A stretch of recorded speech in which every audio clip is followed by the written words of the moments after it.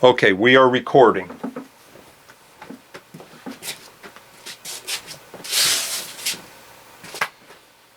Are we good to go? Not yet. I'm going to get this one going. Let me double check my preferences here. Preference, built-in microphone, okay. Do this. I got power on, this, that, and the other. Fan is off. New movie recording. And this is something else, Barb. This is almost, this acts like a monitor too, because if you kind of look at it like, well, you know, you're weaving off or whatever. Okay. We're recording on both. So 3, 2, 1. Today is November 2nd, 2024. My name is Luke Jacobus, and I am a neighbor of Duncan and Barbara. We know each other through the cemetery board, and Duncan asked me to come down to do an interview with him and Barbara, and so we're going to embark on that journey here in just a second. First thing, have both of you state your full names, please. Okay. That sounded like an inquisition at the police department. Barbara, go ahead. Barbara Marie Gardner. Oh boy. Okay. Okay. And my name is Duncan Terry Adams. All right. You wanted to do this. Why? Why is it important? Who's it for? And how do you hope it'll be used in the future? Okay. Well, you kind of chime in on this. We don't know who it's for. We don't have that many surviving relatives. I mean, I have one daughter and a few cousins left that I'm not estranged from, but we just have no contact. And so or from my perspective, I really don't know. It might be that one relative or old friend that would come about this, and that's who it's for in my estimation. Barbara? Well, I think that there's a couple of people in my family that would probably be interested in watching it. A nephew Kyle and his wife Lisa in Greenwood. I have a nephew by the name of Christopher that lives in Arizona. And I also think that my nephew Kevin, who lives in Arizona, may be interested. There's others that might be.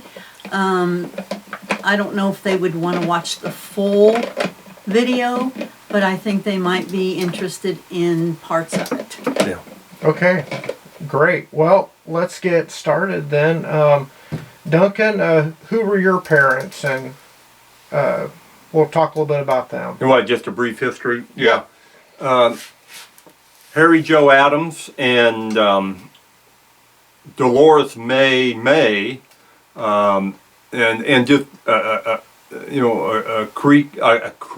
quick background on this. And as a side note, anybody that watches this isn't going to be an ABC production. We're just doing this here in the basement of the house. It's a little bit of posterity thing, and to go back on why we're doing it. We can die in a car wreck tomorrow. And is our life all that monumental and important? No, but there's millions of people out there, and as a side note, most people don't try to do any kind of recording of what they've done. You know, we're not MIT grads, we're not astronauts, we're not freedom fighters in a virtuous cause from 100 years ago. We're just common people. But I'd like to think our lives are worth a little something. So we're going to record this for whoever may. And I know I'll end up skipping back and I'll be reading notes here on things I make. Harry and Dolores. Okay. Dad met Mom either in New Jersey or in Pennsylvania. He got inducted into the Army for World War II, and he was getting ready to make the boat ride over to England and then the jump over to Normandy. And I think it was a situation he had an Army buddy or somebody was dating or running around or whatever with one of Mom's cousins or a friend or something. He said, hey, I got a girl for you, this, that, and the other. Who knows what was said. And Dad met Mom. They didn't talk about much of what they did. I think they went out dancing USO or whatever, the typical Norman Rockwell type thing that you would see there. And surprisingly, they hit it off real good, and they wrote each other letters. Dad was over in Germany, did his tour, got him a Purple Heart. It's a whole nother story, but got shot at by Hitler and made it and came home. And they decided to make a life together, and Dad came back here to Indiana, and he sent Mom some money. And I don't know if Mom had ever been out of Pennsylvania before, but he sent her some money, and she got on a train, packed a bag, maybe two, got on a train, and got off at, I believe the term is Grand Station or Grand Central Station up in Indianapolis. He picked her up, and a couple of days later, they got married in Terre Haute. And my uncle and aunt were the witnesses to that. So that's the quick and dirty on how they met and how they got together here. Did they have a full wedding, or was it just like a civil? Just a civil ceremony type gig, justice of the peace thing. With nothing. Hey, we're married. Okay, off we go. How many children did they have over the course? Oh, that was just me. I'm an only child. Only child. Yep, I'm it. So. And what sorts of things did they do to provide for the family, both in terms of jobs and contributions to the family? Oh, okay, that's fine. Interesting. Well, Dad got back out of the war. He was working at International Harvester. It's now defunct up there on English Avenue, Indianapolis. And he worked there for a while. He worked there before he went off the war and came back. And they kind of screwed him around. Under federal law, if whatever your classification was at a job, if anybody of any of your counterparts, as it were, got a raise, you automatically were supposed to get that raise, and you came back in service. Well, Harvester wasn't too good on that, and of course, Dad was a quiet-spoken man, and he didn't buck it, and may have been afraid for his job too. That kind of stuff goes on. But anyhow, sometime along there, and he was working with a guy. And Dad lived over at 26 in Arlington. And yeah, let me take care of this little board op thing here. Okay, this is going to take 10 seconds here. I'm going to fill the dead air. Please forgive me. Luke is over here helping out with a variety of things, but I am kind of chief cook and bottle washer. Let me get this done. Let me just set this all the way up. I'm chief cook and bottle washer. I'm producer, not director, board op, sound man, light man, and prop manager. Anyhow, Mom and Dad lived over 26 in Arlington and Indianapolis, and Dad worked with a guy who he really respected. His name was Achilles Angelicchio. Everybody called him Kelly. Italian, probably second generation. His folks pretty sure came over on the boat, Ellis Island, Chicago. Old Italian family. Anyhow, Kelly came over one day and said, "Harry, they ain't treated you too good. Why don't we just start our own plumbing business? To hell with the Harvester." And Dad thought about it for a few minutes. He goes, "Okay." And so they started out in a one-car separated garage on 26th Street off Arlington, and they were pretty successful. And I'll just touch on that briefly. If Dad had stayed with Kelly, I'd probably be a multimillionaire. Because Kelly, and Dad even admitted this, Kelly was sharp. I mean, they had a good plumbing business. Dad respected Kelly and vice versa. Dad said he saw Kelly put a cast iron bathtub on his back, walk up 2 flights of stairs to install it. I mean, he was a husky Italian. And the only man my mother ever said she thought was handsome was Kelly. But anyway, they were together, and I won't go into all of it, but there was a family member. Kelly hired a family member. Him and Dad didn't get along. And Dad decided to leave the business. And Kelly never understood. Because Dad told me, Kelly goes, "Harry, tell me what's going on. Tell me. I'll fix it." And Dad wouldn't, to his detriment, in my opinion. But he probably knew not to get in the middle of an old Italian family. Because he said the brother or brother-in-law was kind of abusive to him. But anyhow, Dad went off and he started his own plumbing business up in Indianapolis on Shadeland Avenue and was successful. And as a side note, Kelly got involved in he got involved in land development. He built a bunch of apartments in Bloomington, Indiana. He was a CEO or on the board of a bank. Bought a bunch of property. He expanded his plumbing and heating business. It was called Kelly's Plumbing and Heating. I think he sold out. The one that's up there now is not his. And he even got into manufacturing, because I ran into his grandson one time. And you know, it was called a feeder. It's called feeder bowl. You'd have to look it up. Don't need to explain it. But I ran into his grandson, got talking about, well, your dad's Dominic, isn't he? He go, well, yeah, how do you know that? And I go, oh, your grandfather and my grandfather started out together. So anyhow, that was that. Let me get back to Dad. Dad had the plumbing business in the 50s, and they really didn't expect me to come along. Mom was told that she couldn't have children, and 13 years after Mom and Dad had been married, Mom got pregnant, and here I come. So Dad, you know, I come along, Dad's got the plumbing business and so on and so forth. I was born in 1958, and when sometime in the mid-late 60s, Dad was kind of bored for a place in the country. He grew up in the country, and he found it down here. He wanted like a little cabin with a pond, and he found it, but there was 300 acres associated with it. So he bought the farm. We've still got a portion of it, and only 5 acres. And so he bought the farm, came down here, and he was so good at it, he actually got a write-up from the Federal Department of Agriculture, and got on Channel 4 one Saturday morning when they used to do shows like that. Just still pictures. They interviewed him, but not live. And so he was down here, had the farm, saw the handwriting on the wall, built it up from nothing. Hard-working man, built it up from nothing.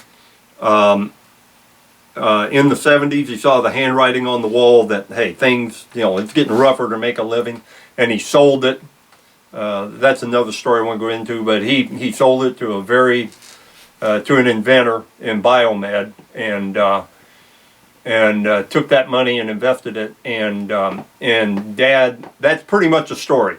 Dad retired at 50 with no pension from all of his hard works, coming out of World War II, having a couple of boarding houses, along with working at the harvester, going into his own business, dissolving a business, building this farm up, and then being able to give us a decent living. So I think that was longer than what I wanted to do, but I think that... How did your mom contribute to the family? Mom was just a stay-at-home mother. You know, she just you know, knocked me around the head when I got out of line. But yeah, thank you. Mom worked before. Mom was working in a sewing factory when her and Dad met. But after that, the only thing she did is when they owned a couple of boarding houses after World War II, Mom would do the maid and maintenance work as it were, and then outside of that, Mom was stay-at-home mother for the rest of her life. Her whole life, she just pretty much her whole life was in this house right here. Were you close to your parents? No, not at all. Not really, not really. They were excellent providers. Mom was half nuts, and Dad was somewhat of a bastard. But they were excellent providers. They didn't abuse me, not physically. Dad taught me the reasoning. Dad taught me tyranny, because he'd have your thumb on you. There was no privacy. No privacy. This is my home, and he taught me that. He taught me. He did tell me. Well, I don't say he taught me. He pounded in me. You know, you get up and you go to work. Now I'll say that was positive. Mom taught me not to lie, but she also prohibited me from having any kind of ego. And a man without an ego, or a degraded ego, can be, he can't reach his full potential. But I'm getting off into a bunch of emotional stuff there. That was an interesting question. We'll hit pause No, on it doesn't bother me. I just don't want to take up camera time. We'll circle back to some of that in a little different way. I want to move over here to Barbara a little bit, and tell us who your parents were and a bit about them, Barbara. No. Okay, can I say one thing about his mom? You can do what you want. It's our film, isn't it? Well, whenever his mother and father met, what attracted her to him? Oh, shit. And this is pretty funny, but women probably will understand. Women, I don't know how women think. what attracted her to him was the fact that he had clean, Clean fingernails. That's he- an interesting family detail. And I never do keep them clean. And Dad was a plumber steam fitter at Harvester. You know, but he met her before. Well, no, he worked the Harvester, was in the military and all that. I can't keep my fingernails clean for nothing, but I always thought that was funny. That's- Now, I'm going to do something here. This is not meant to be rude. I'm going to get another drink, and you're going to have a minute or two on camera. So I'm just going to step off camera and get my drink. Okay. Is Nope. that all right? Yeah. You sure you're going to be okay? Yeah. You're not afraid of the dark, are you? No. She might Okay. get a word in edgewise, too. That's right. All right, Barbara, tell us a little bit about who your parents were and some of their story. All right. It's probably, I don't know as much about how they met as what Duncan did with his parents. Probably my dad was Kenneth M. Burns. His middle name was his initial. That was it, because his parents argued over the name, so they just left it as an initial. And my mom was Martha Jane Pierce. And I'm not sure of the year they married. I think they may have married in December of 1941. And how they met was who knows exactly. She lived in Hazleton, Indiana, and my dad lived in Francisco, Indiana. And my mom worked in Princeton at a little dime store at the candy counter. And from what I've been told, my mom was the prettiest woman in Gibson County. Not by my father, by some of my other relatives. And she was very pretty. She was thin and had coal black hair, and she was really pretty. Apparently, my dad came into the dime store and wanted to talk to her. And I have no idea what he said, but he bought a bag of peanuts. And apparently he said something that didn't please my mother, but if you knew my mother, she was quite a character. Apparently she took the entire bag of peanuts and threw them at him. And that was the start of their love affair. There you go. And I think, like I said, I think they were married in December of 41. And my dad went to what was in World War II. They had my sister in October of 42. So they may have been married in 40, but I think it was 41. And my dad was, like I said, he went into the war. He had been a cab driver, and he drove a cab, and then when he came out in in the early 1950s, he decided he wanted to go into the ministry. And so he went into the ministry and became a Methodist minister, which moved us around quite a bit through my early years, but that's probably another part of the story. Yep. What ways did your mom contribute to your family? Well, pretty much she, the first 5 or 6 years of my life, she didn't work. She was a stay-at-home mom. But then after that, we lived in Newport, Indiana, and she worked at, I think it was called the Newport Ammunition Plant, and that's where they stored chemicals. And then whenever I was a little older, she worked for the Southeastern Indiana Office of Economic Opportunity, and then later on, she worked in the mental health industry in Terre Haute. Okay. So she did contribute quite a bit, because as a minister, salary's not as Nope. good as what you would think it would be. Right. So there were some demands on her then financially. Absolutely. When did your parents pass away? My dad passed away in August of 2003, and our whole life we always said that if Dad passed away first, my mom would be gone in 2 months, and in 2 months, not quite to the day, but almost, she died in October of 2003. Were you with them when they died? Yes, Both of them. yes. Yeah. With him, it was an odd thing because we had thought we would all be awake, and it was late in the evening, and there was about 5 people around. A friend of my mother's, my sister, my mother, and me, and there was someone else there, but I can't remember who it was. But we were waiting because we knew he was at his last hours. Mm-hmm. And somehow all of us fell dead asleep. And we were only asleep maybe 15 minutes. We woke up and Dad had passed. And my mom cried and cried because she really wanted to be by his side when he actually passed. Yeah. She had a hard time really accepting the fact that he was gone. And then with my mother, I probably wasn't right by her side. I was in the waiting room at the hospital, but I was close by whenever she passed. Okay. Duncan, what about you? When did your parents pass away? Yeah, thank you. I had forgotten about that. Well, Barb helped me. Dad died in 1997, and Mom, I keep forgetting. I keep thinking it's 2008. It's something like a something 7, I around think that. maybe 7 or 8. She died the day before 9/11. She died 9/10. That's the only way I can remember. I can remember the date, but not the year. Both of them, and as a side note, Mom and Dad built this house in about we moved in about 68.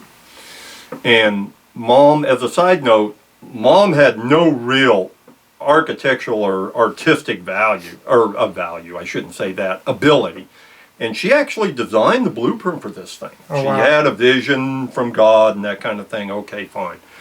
But yeah, she designed it. Dad built it, and they built it in late 60s, and both of them lived and died in here.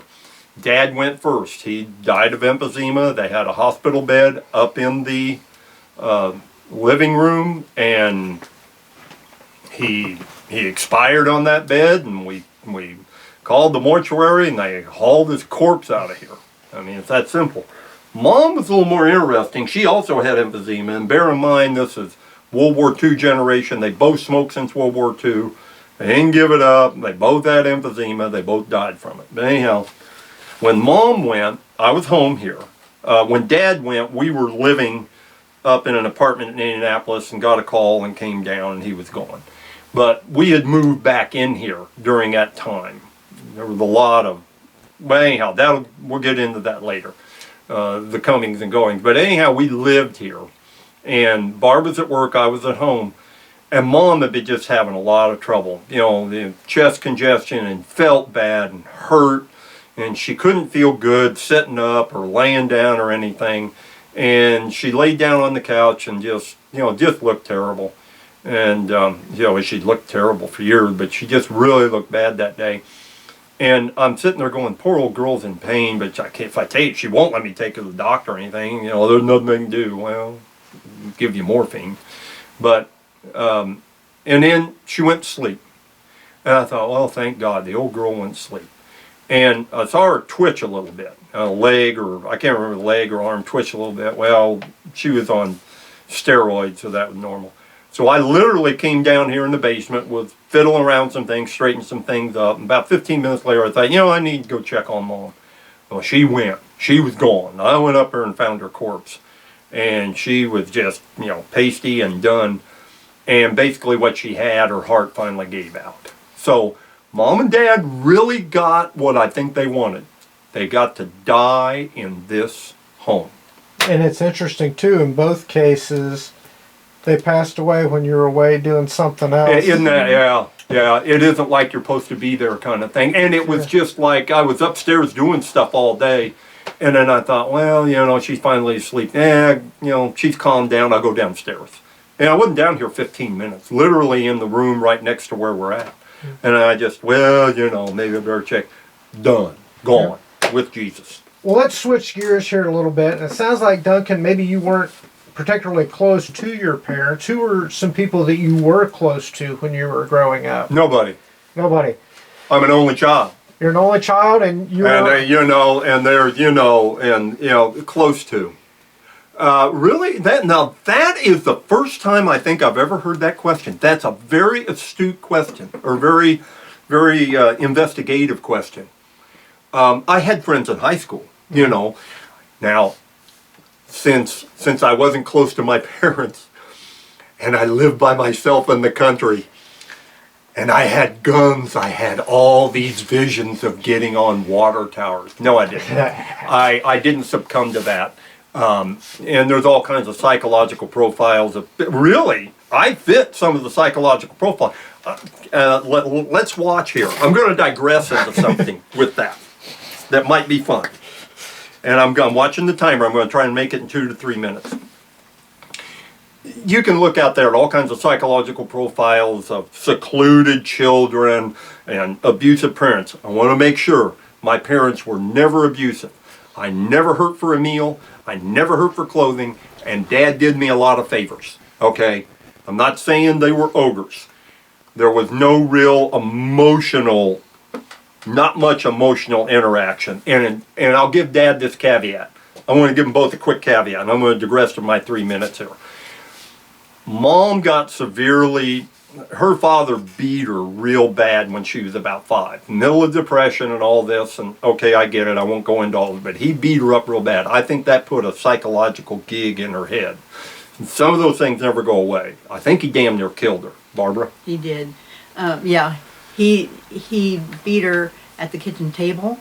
She doesn't have any idea what she did as a child, but he beat her so severely she was turning blue. Wow. And her mother said, "You've got to quit. Nell, I think, quit it or you're going to kill I think her." you're going to kill her. Yeah. And she went and hid after he quit, and she snapped out of it. She went and hid in a corner, and a couple of days later, she just sat in the corner for days. And her grandmother came over and said, "What's wrong with her?" And his mom's mother said, "Oh, I don't know, nothing that I know of." And she said, "There is something wrong with her." She says, "I'm going to take her home with me for a while." Yeah. So her grandmother took her home with her for a while. I don't know as to when she brought her back, but that's kind of what happened. He almost killed her. So with And that, no 5-year-old child could do anything that would cause a man to do that. and here again, I'm not justifying it. I wasn't there. I'm pretty sure it was a forced marriage, and we're looking at the 20s, 30s, and I think he knocked up Grandma, and they got married. I'm not justifying any of this. I'm just stating this for anybody that would see it. Think about the other side. Doesn't mean it's good. Try to understand what somebody else is going through. Forced marriage, humiliation, pre-depression, middle of depression, no work, no food, no nothing. He doesn't feel like he's any kind of man. Doesn't justify what he did. Okay, with that being said, so there was that. Now Dad, I'm going to go in, okay, that was 3 minutes there. That wasn't bad. We'll start it over. Dad, I give Dad a pass because I understand things more. The older you get, the more you understand. And Dad, his mother died when he was 14 during the Depression. Probably died at home. And they labeled it consumption. Well, hell, back then consumption was anything from influenza to appendicitis to typhus. It was a catch-all. They didn't do post-mortems back then. She died of consumption. But here you are, 14 years of age, and you watch your mom probably die in the home. He's got 2 relatively overbearing sisters, and you're just dirt poor. I mean, he talked about he had like 1 or 2 pairs of bib overalls for the whole year. I mean, we're talking the real Norman Rockwell run around in your bare feet poor. And so he didn't have a mother during a lot, and we don't know what she was like. She could have been a saint. She could have just been probably haggard. How many there was? 1, 2, 3, 5 kids. There was 5 kids. There was 5 kids at home during the Depression. So, did she have a lot of time? Was she haggard? Probably. Probably didn't have time. So anyhow, he didn't have a nurturing environment to grow up with. Well, what happens when you get older? From his standpoint, if you got a toothache, I'll take you to the dentist. You're not hungry. You got clothes. What's your problem? And now, and it took me 40, 50 years to understand it, but I understand that now. Now, I'm off track. Get me back on track. I think that's what you were asking. Well, I think you kind of answered some of those things. Maybe switch gears here a little bit. And Barbara, what about you and your relationship with your parents and those sorts of interactions? Oh, I had a great relationship with my parents. I loved them. My mom was probably the dominating force in the family. And it's not probably, she was. we But she- butted heads a couple times. But she was a wonderful person. She was a He good woman. was. Good woman. And I still miss them. And it's been 21 years since they've been gone, and I miss them every day. There's days I wish I could just call and talk to her. But she was very nurturing, and not just to me. She was nurturing to the community. And I was one of 4 children. My sister was 10 years older than me. My older brother was 6 years older, and my younger brother was, I always want to say 5, but I'm thinking there might have been, it was a 5-year age difference between me and him. But they were just really great parents, and I had a really good relationship with them. There wasn't anything you couldn't talk to them about. I probably didn't have as much material things as what Duncan did, because my parents, not at all. You didn't. Didn't. But that doesn't mean anything, because I feel like my dad, wealth isn't always about money. And I think they gave me an awful lot. I mean, there were things that I could have had that I didn't. I was probably in, you may come into this a little bit later, but just to kind of give you an idea, things that I could have had in school, because I had tested probably the highest in music whenever I was in school. And the music teacher wanted me to play the violin, and my parents didn't have enough money for an instrument. So I never got to experience that. So that's kind of given a little bit of background there. It sounds like you had community connections, though. Were you close to other people in the community? And if so, tell a little bit about some of those people. I was, there was a couple whenever I was probably 4 and 5. We lived next door to a couple in Duggar, Indiana. And they were older. He worked for the mines, and the coal mines, and I would go over and visit them every day. I loved them like they were my grandparents. And I was really close to them. When I was in high school, there were a lot of people in the community where I lived, which was Moores Hill, Indiana, down in the southeastern part of the state. A lot of the people in the community I was close to there. An older lady that lived next door, I would visit her often. She had so much to tell, so many great stories and so much wisdom to offer. So I was always pretty close to people in the community. What was that neighbor's name? And I knew you were going to ask that, and it's been so many years ago. I forget. I may think of it later. That's okay. That's okay. But that's this is a side note for production. Don't be afraid to speak up a little bit. Louder is better with this camera. Okay, I know. Okay, don't be afraid to. You may. My hearing is bad. I project like a megaphone, and I realize it bothers people. I'm worried. This is all for the camera, so don't be afraid to speak up a little, okay? Sorry. Nope, that's okay. So Barbara, let's kind of keep going here. And what were your last years of high school like? My last years, well, it was fun. I enjoyed high school. I was actually my sophomore through my senior year, I was a varsity cheerleader. So the school's small enough we didn't have a football team, but we had a basketball team, and I enjoyed doing that.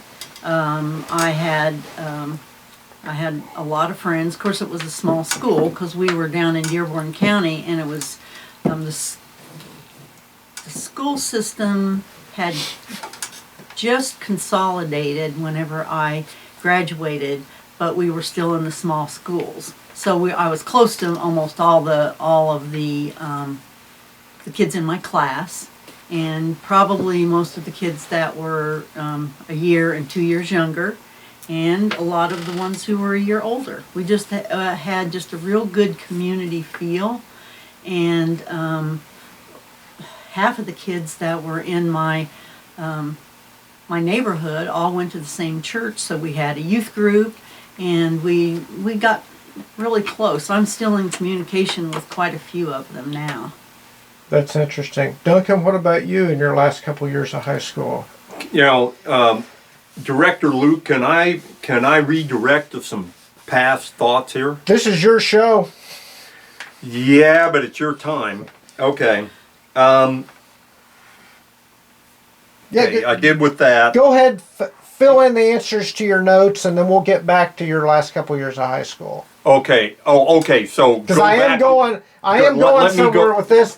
Fill in your blanks, and then we'll get back to the high school. Back to the high school. Okay, cool. And these are negatives, but I'm the world's ultimate pessimist. Barbara talked about how good of a relationship you have with her parents, and I think that's fantastic. And we've talked about this, and it made me think of something. And she talked about how she misses her parents. Oh, I didn't get into the Kuklinski thing. Let me walk. You know, I'm thinking out loud. I'm making notes. And maybe we'll touch on that later. Okay. And I realize I'm talking out loud, trying to not, you know, I did a quick stint on talk radio as a set-in, and you learn a lot, and it was a lot of fun, but that's an aside. And I never had it on my notes. If you want to bring it up later, fine, whatever. A high point in my life that's worthless. Getting back to the emotional relationship of your parents, and I think it's fantastic. It's sad and it's tragic and it's beautiful when people say, God, I wish Dad was here. I've missed Dad a couple of times, and the only times I missed him for was, where the fuck is that part? How the hell do I do this? Why in the hell didn't you tell me that? From an emotional standpoint, there was once or twice after he died, I almost felt like it was in the barn, and I won't go into it. I've had paranormal experiences. I think that was more of an emotional grieving thing. But for all intents and purposes, I've never missed my parents. Other than, you know, on occasion, a rare occasion, a flittering of, oh God, I wish, and it lasts 10 seconds and it's gone. Now, you put that in the back of your memory and we'll talk about the psychological underpinnings of violent people that, and we both know this. You're a much more educated man than I am. Generally, when, especially men that have negative, although usually it's violent, negative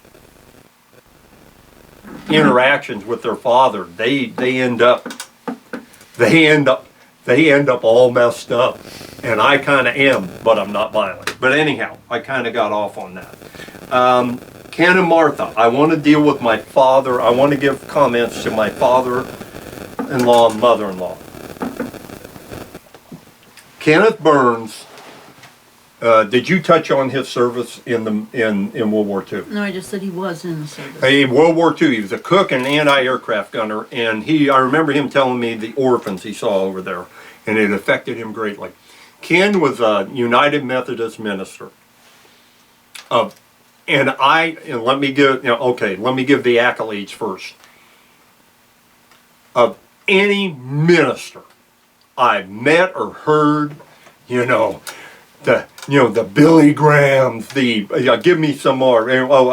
Who's that son of a bitch with the plane that flies everywhere? Copeland. The Copelands, the Billy Grahams and all that, I pox on all their houses. But Kenneth Burns, of any man, I respected him more than any minister I've ever met. Because he walked the walk and talked the talk.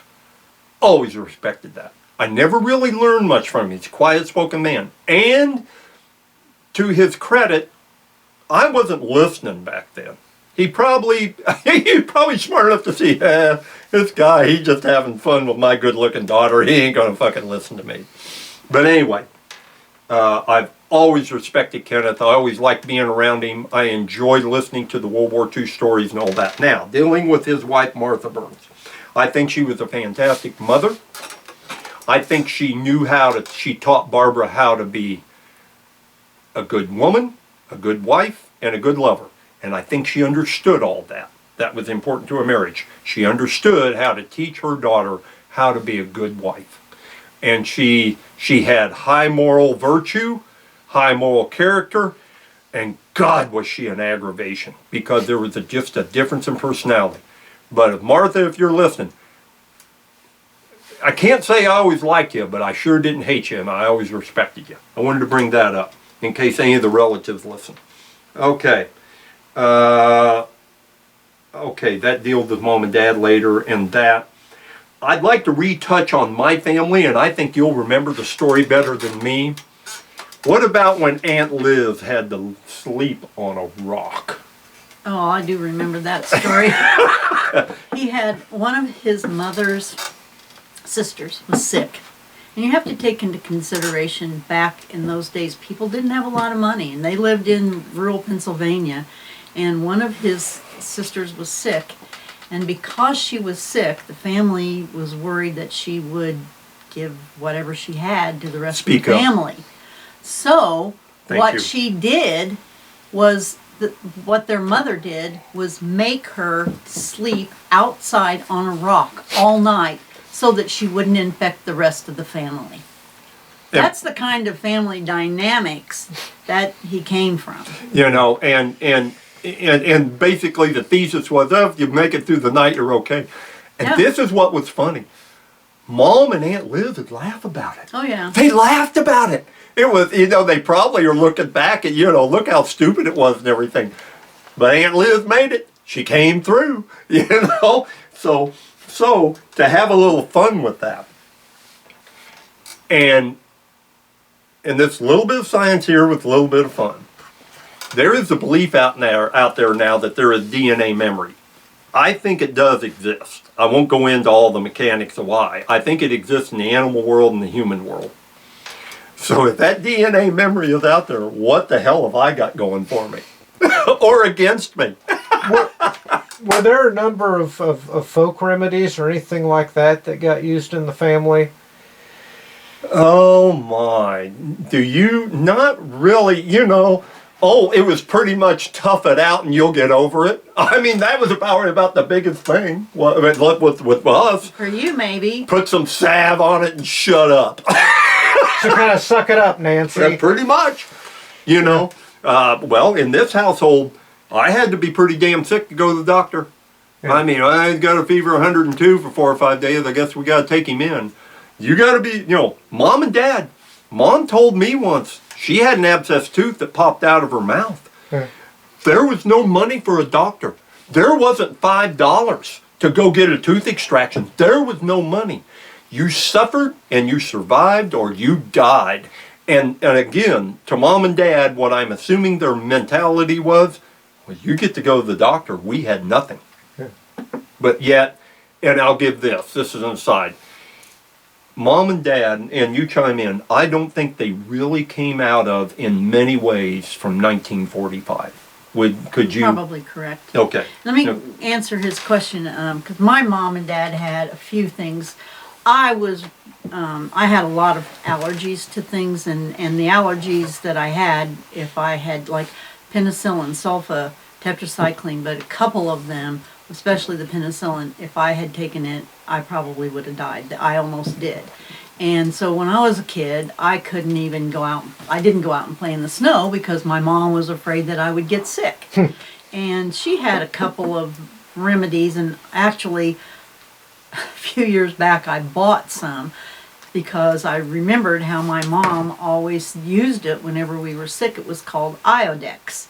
And it was a little container, and it was this black salve, and she would rub it all over our chest. and it seemed like we got better. But I looked at the ingredients, and I honestly have no idea how we got better from the ingredients, because it was virtually nothing really in it. Either nothing or something that make you sicker. Yeah. But my dad, if I was sick and I had to stay home, my dad would always go to the store and buy crackers and get Shit. chicken noodle soup for me and get 7-Up, and he would take care. Shit. He would take care of me with those things, and he would ask me, "Is there anything else you want?" Well, I'd like to have a coloring book and crayons, and he would get those things when I was sick. But that was our home remedy. I'm trying to be candid. I think it's great and fantastic. You think my dad's going to spend a fucking gallon of gas to get me a box of crackers if I got No. a... But you lived in the country. We lived in small towns where you And could my walk, dad had 5 times the money yours where you dad could too. walk to the store. Yeah, You my didn't- dad had 5 times the money yours dad did too. It's true.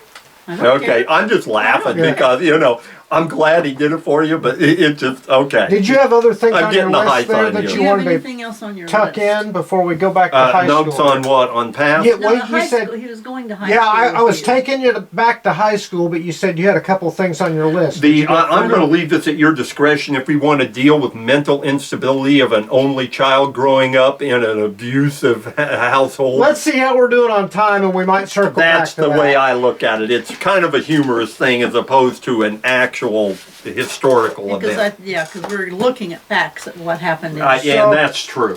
So- That's true. Go ahead. So, what was your last year of high school like? Are you speaking to You're me, Luke? Duncan. Yeah, Duncan Adams. Okay. Last year. The last year of high Oh, school? I had a lot of fun. Oh, man. I have the distinction of having 4 F's and a D on my final report card, my last semester. And the D was in U.S. history.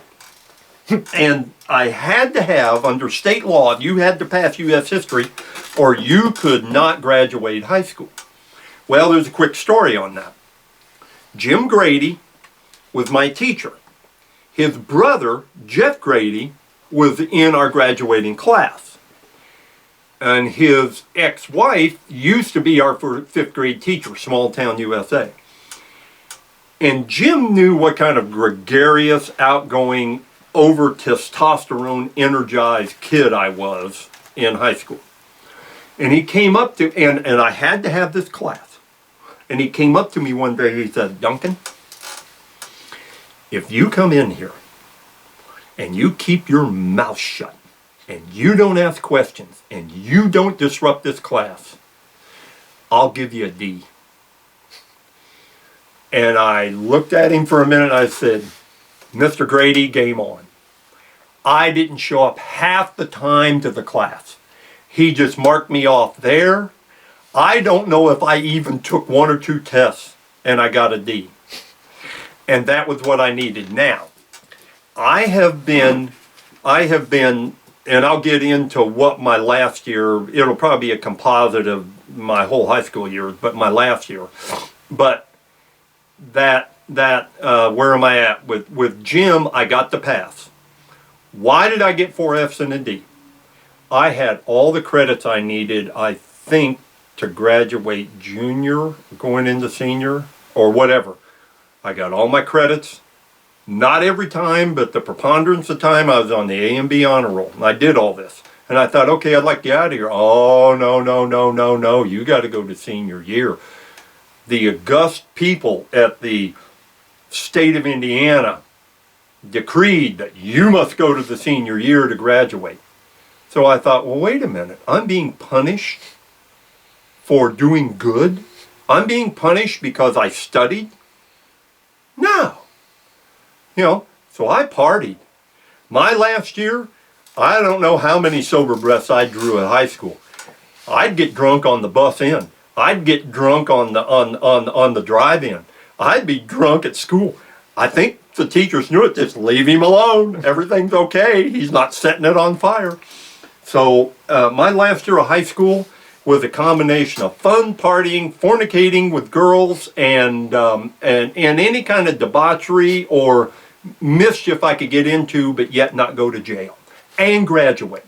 Is that good enough? Yeah, and it sounded like a contrast to what your early high school was like. It was kind of like... Well, not really. I'd been drinking and running around and fornicating and all that prior to that, but I also got my classes done. Yep.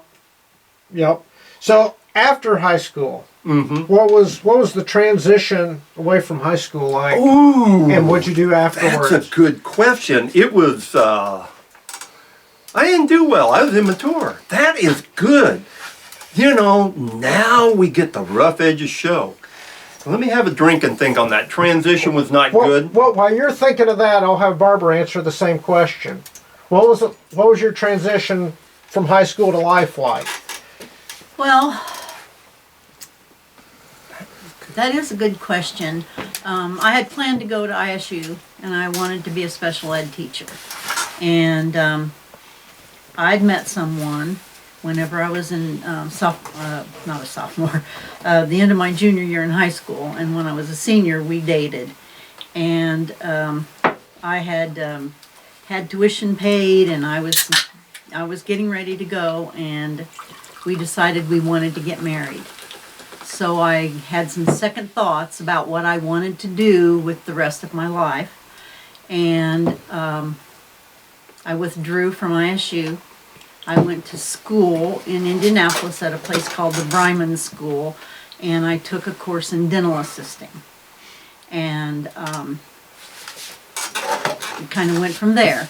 After after Tom and I married, and I went to work for a dentist in Cincinnati, and let's just kind of leave it there.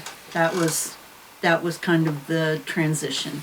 Okay. And there's more to the story, but let's leave it there for now. Let's leave it there for now. You gonna come back to me? Yeah, we'll come back to you. Oh, look how he's looking. Can I say one other thing? When I was in high school, I did pretty well in high school. I wanted to go to my senior year. I didn't make straight A's in my senior year, but I didn't do bad.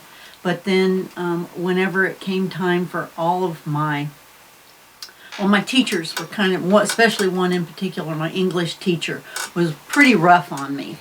And he was constantly down my back about getting my grades and the things that he wanted me to do and the things he wanted me to learn. And I just thought he was picking on me. And whenever I took my final exams in all of my classes, I made 100%. I made higher scores than the girl who turned out to be the valedictorian of the class. And he came up to me and he said, "You see why I have been writing you all these years?" He said, "Because," he said, "I know your potential." DI. Good DI can bring out a strong soldier when he sees it. You know, I'm going to this is going to be a little bit of housekeeping here. I'm going to shift just a little bit to this side, and I'm going to let you shift your chair over here and try to get you in frame a little more. Just pick the chair up, move over, we can move it again. There we go. And then, whoa. That could have been entertaining. Yeah. I think I'm going to do something a little different. I usually try to go in sequence on things, but I see an opportunity here to step out of sequence a second and then drop back in sequence.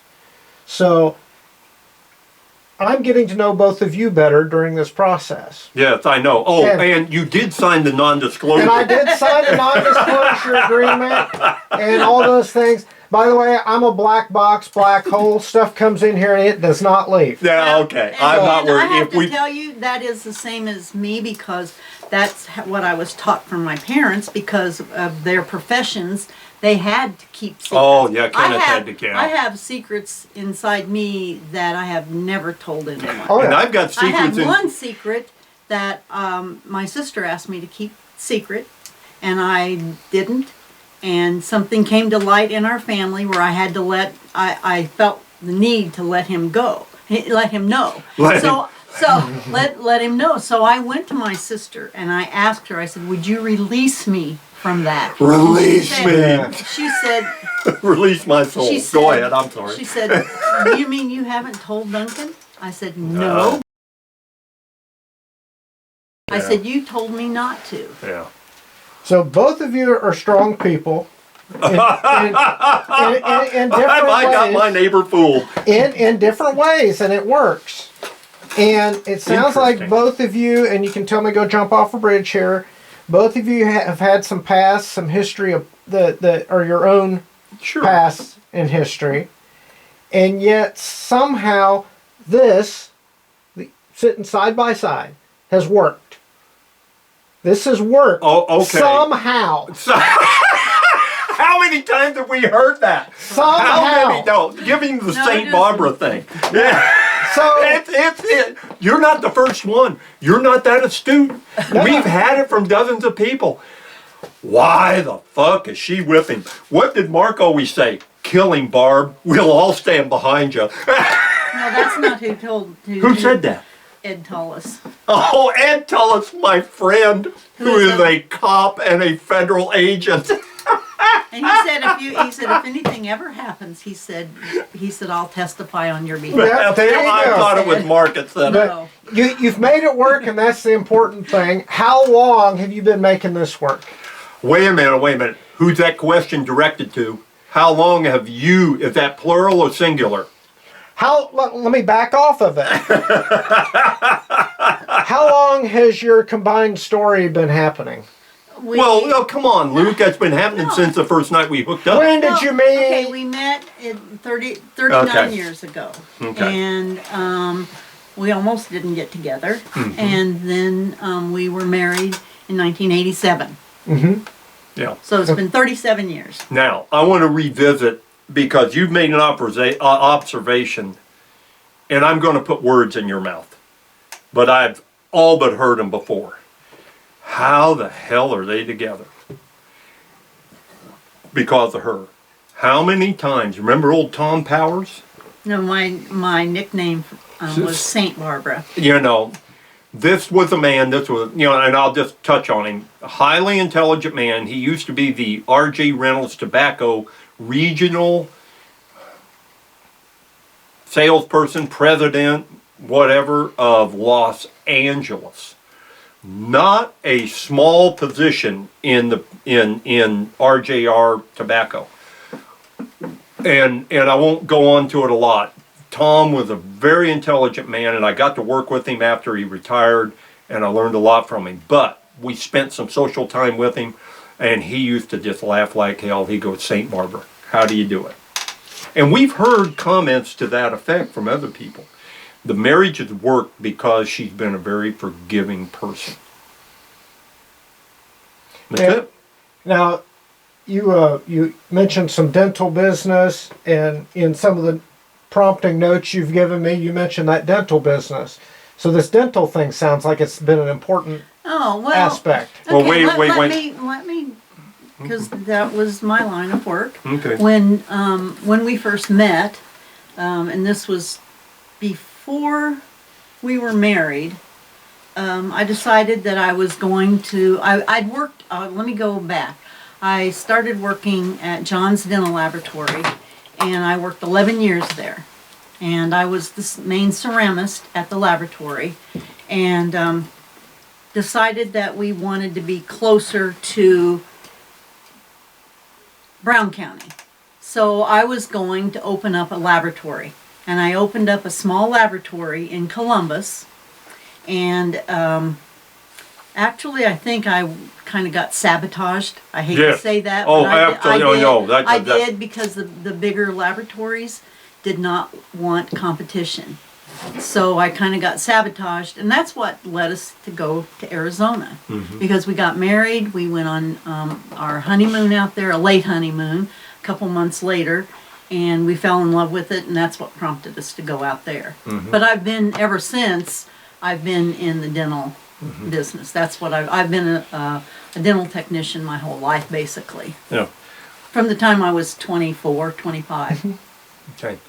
I wanted to redirect dealing with high school and so forth? Were you done with your line of questioning there? I was letting things go. I was kind of thinking about moving on, but if you had something Okay, you well, thought you know, important, you just, I think, what was your question? What was my last year of high school like? you touched on it. I think we got the character and got the. Okay, got the we feel there. got the Breakfast Club, you know, synopsis there. Okay, Yeah, that's yeah. fine, because I could wax eloquent on the four.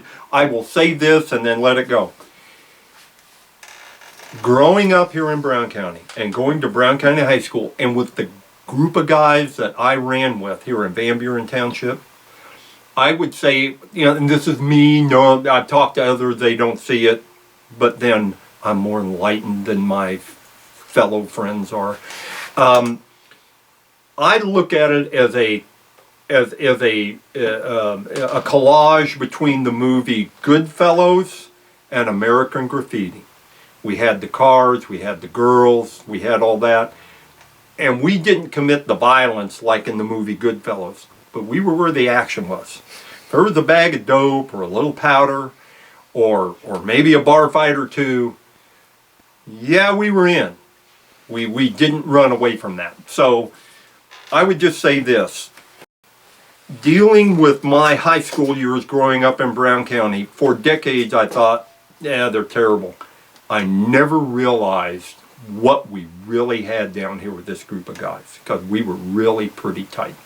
And I'll just drop it at that, because I could wax eloquent for an hour. Well, kind of along those lines, something, Duncan, if you could teleport back and have a conversation with yourself at that point in life, what would you tell that Ooh.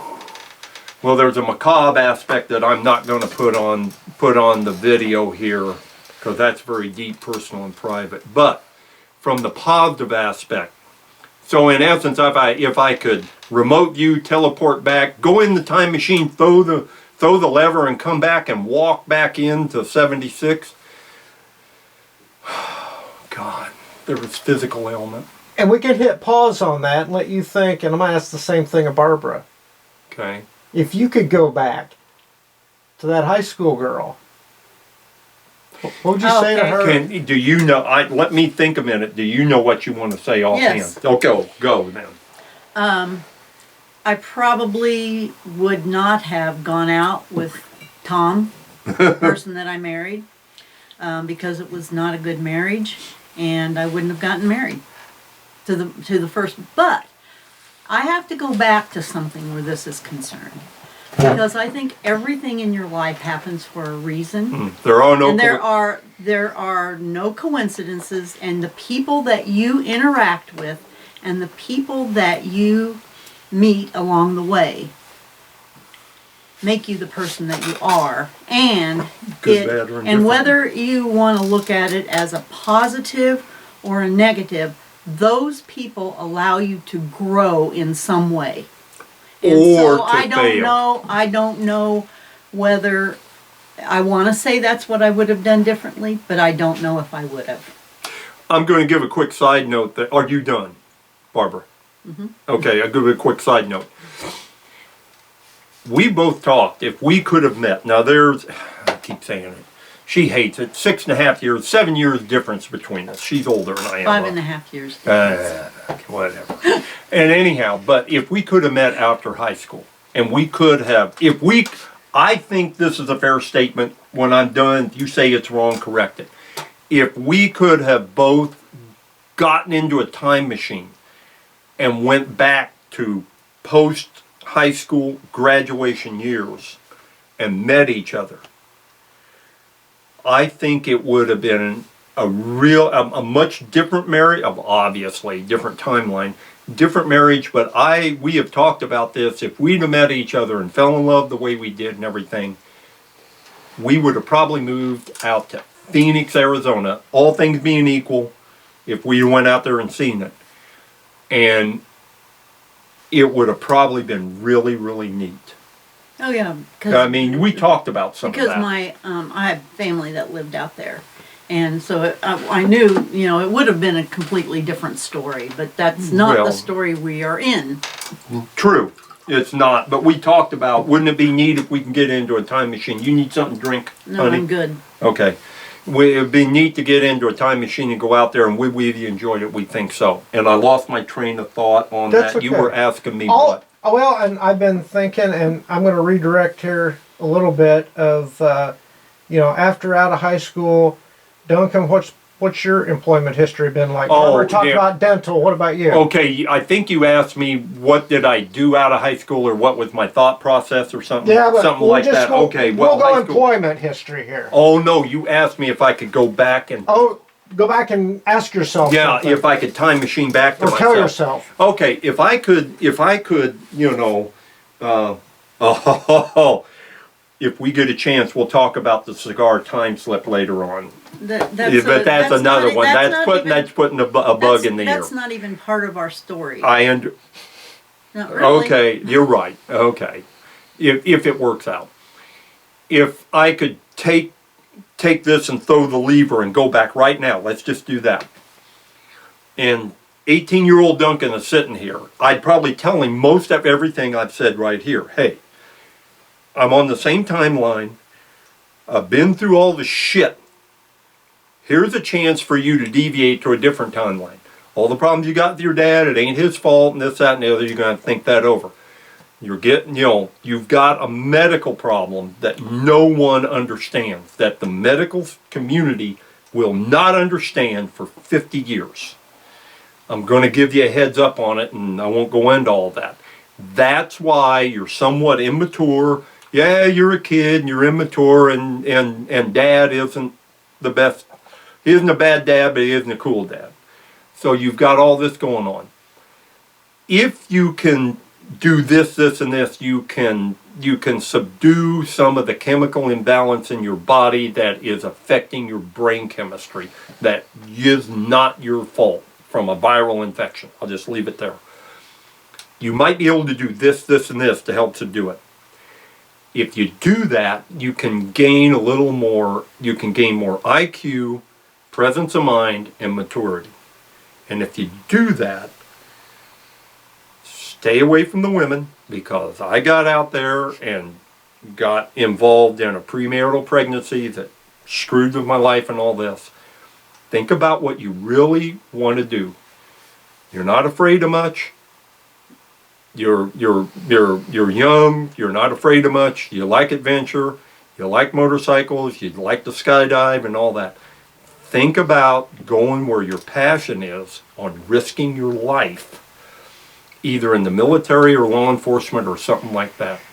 But this is the best I can do to help you with your health based on the technology of 1975. Try to keep that in mind.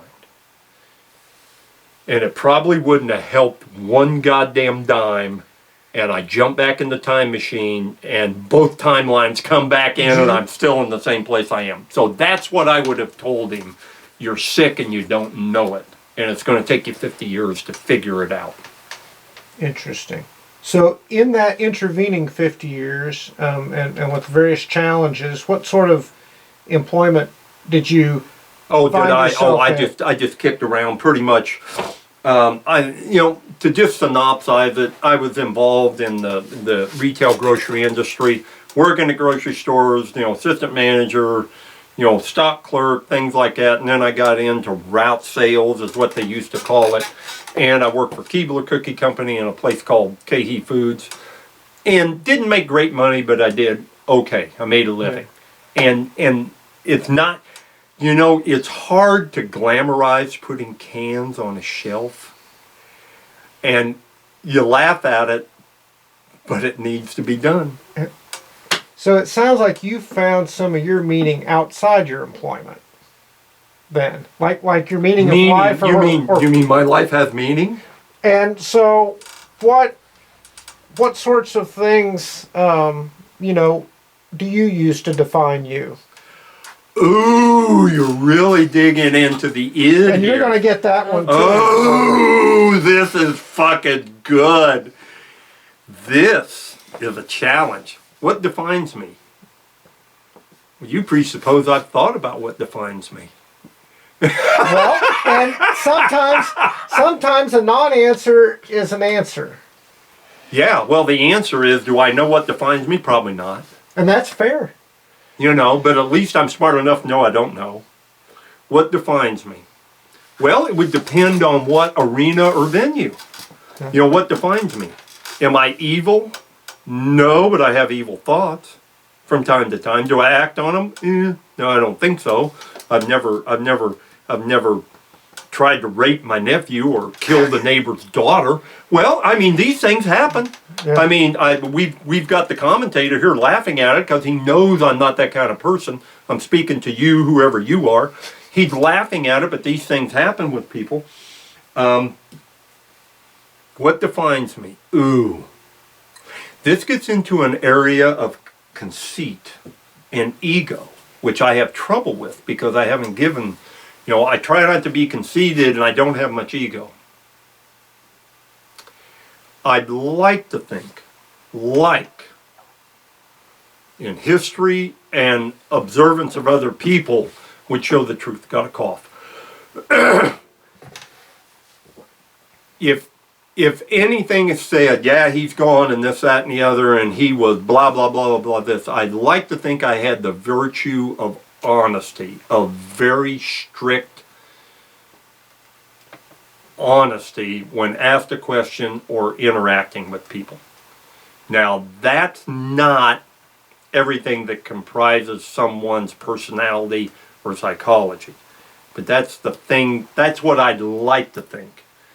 I know it's, I believe the friends, the few friends that I have get aggravated, but they respect me for it, and I know it's cost me a lot of acquaintances also. I mean, I could go into other things. Yeah, I was adventurous when I was a kid. I have jumped out of airplanes for fun. I've launched motorcycles at 70 mile an hour and all that kind of stuff. Okay, that's the exuberance of youth and testosterone and stupidity. But to be honest, between really not analyzing it and being private, I don't really know what defines me. I have ideals, but I don't feel comfortable sharing them on the camera. And some things are best left Unsaid, whatever. unsaid and with the person. Barbara, what about you? The hard question. It is a very hard question, but I think that honesty and truth are some things that define me. Those are things that friendship, I don't know if that actually defines me, but I think I have been friends to people to a fault. But I have, I think that could be part of the honesty and the truth aspect. I think trying to be helpful to other people and trying to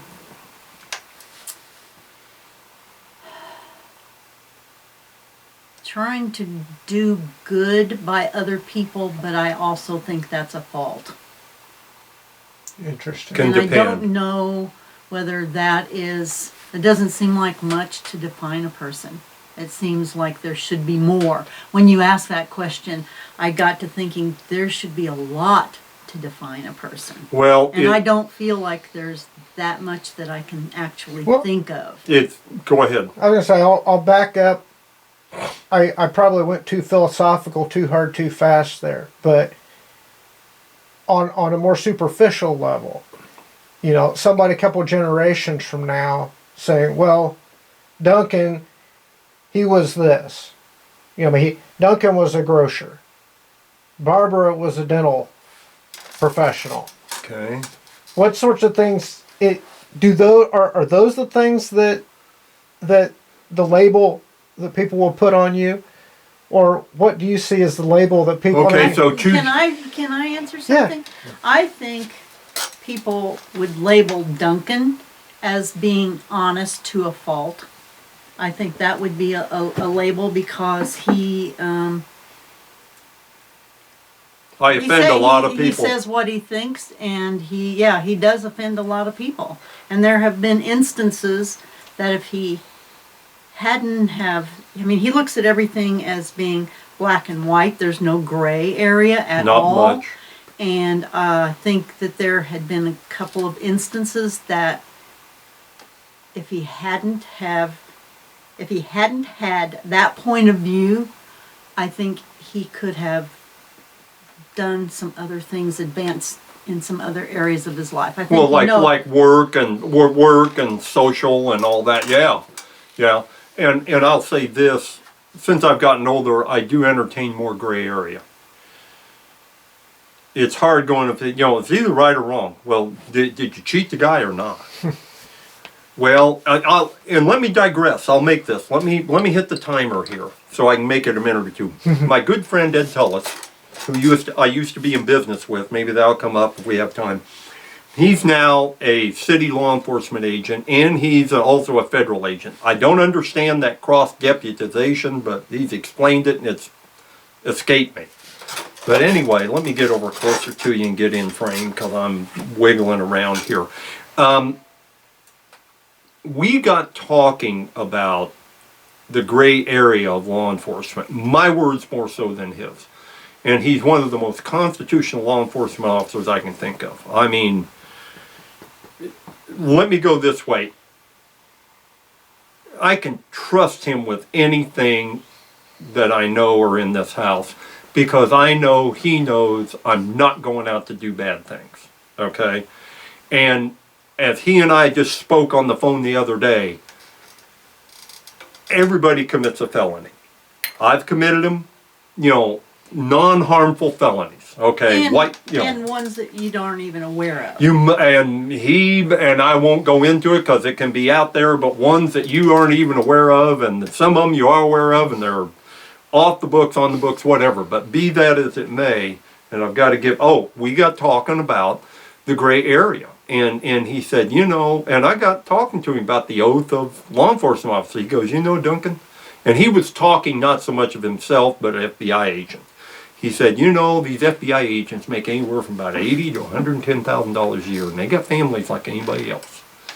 And he said, they get put in a corner that something's a gray area on arresting somebody or doing a takedown. I mean, the hardcore SWAT takedown or investigation or whatever. And he goes, it gets rough because you've got a mortgage, you got a light bill, you got kids in school and all that. And I go, well, so it's a form of extortion. He just kind of grumbled because we're on the phone. But yeah, so it gets into that gray area. Are they really doing something bad? And so with all that being said, I give a little more, that was 2 minutes, I give a little more credence to the gray area. What they're doing isn't, he doesn't say this, we both know it.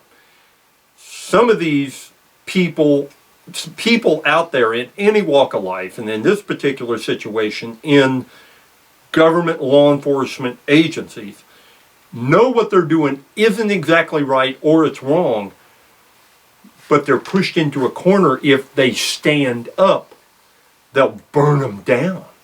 So what do you do? So I'm going to try to get this tap back. I know, get back. Okay, so thing I did. Actually, Okay, we're straying away from our story. You're right, we're and that's getting right. away I'm from our sorry. objective here. And you're right. I'm sorry. The point being, I now see there's gray area in the world. I don't like gray area. I like black and white, but it's an antithesis to me. I don't like gray, but I know it exists. Okay, I got off. It was only 3 minutes. So I'm going to redirect them back to what we're doing here. One of the reasons we're doing this is to give each of you and give you together a chance to kind of shape your legacy here. That's why, I think of the founding fathers, and they did a lot of letter writing, and some of that was honest letter writing, and some of it was letter writing because they knew everybody would be looking at it. Yeah, well, yeah, and there's a lot of pen name stuff there too for reflection. Yeah. What we're doing though here is trying to get some of the legacy down. Yeah. What do you think the legacy will be of your lives together? Ooh. Go ahead, Barbara. Go. If you don't have it, I'll give Excuse it. me, I'm going to cough here. Go ahead. Why don't Wait a you minute, wait. start, and then maybe I can think of what Okay, it would be, okay. because that is Let's do- another tough question. It is. That's a very good question. Let's define legacy. You're blocking our light there. Oh, There we okay. go. Thank you. Thank you for the Ha film. ha. And your hands in my face there. Let's define legacy. Do we need to pull it up, or do you want to give me just an ad hoc definition? No, what's legacy mean to you? Historical reflection? I don't know if that's even close to the actual definition. You know, a picture of what it was. Legacy, something going... You know, most people, like presidents, have a legacy. I've done this going forward. I don't have my... I'll hit pause. What do you think legacy means? Well, I think it means See if I get things lucky. that you've done in your life that take forward into the future, that people can learn from, or people can. I don't know if I can define it well enough, but Well, let's change it then. What? but I can say something though. I think that when a person looks at your life and they see where you are and where you have been, they can see whether you... It's okay. Like, you know, do we have a technical problem? I don't know. I just see something blinking on there. I understand what it is, and we're okay. Okay, good deal. But Go thank you ahead. for the observation. Okay, sorry. Go ahead, Barbara. Okay. I think that the impact that we might have on someone else's life, they can look at ours and use that as an example. I do think that, even though Duncan doesn't think this about himself, I've seen people in our people that we've known and met that I know he's had an impact on. I think of Evan. I think there's things in that you have taught him and talked to people about that's caused that person to grow. And I think that there are people that I have had an impact on in my work environment, and people in my my walk in faith that I think I've had an impact on. And I do think that both of us have probably had an impact on people together. They see how you live and what you do, and they either want to emulate that or they want to turn their back on it, one way or the other. Okay. Was that your comment? Yes. Okay. I looked up the definition of legacy, and there's two parts here, and I'll just deal with the one that deals with this topic. Number 2, the long-lasting impact of particular events, actions, etc. that took place in the past or of a person's life. Quote, he left a rich legacy of buildings that are both innovative architectural creations and genuine works of art. Okay, Frank Lloyd Wright, if you will. Let me get a little house cleaning done here. Make sure everything's still working. Well, So I wasn't far off in thinking. no, yours was better than mine. Legacy, none. Have I left an impact on people? Abso-fucking-lutely not. People, me, most people look at me as a fucking idiot. Sometimes I am. Sometimes I do that just to make them think. Sometimes I challenge them. Sometimes, to be conceited, I'm so far ahead of them, they don't have any idea I'm making an idiot out of them.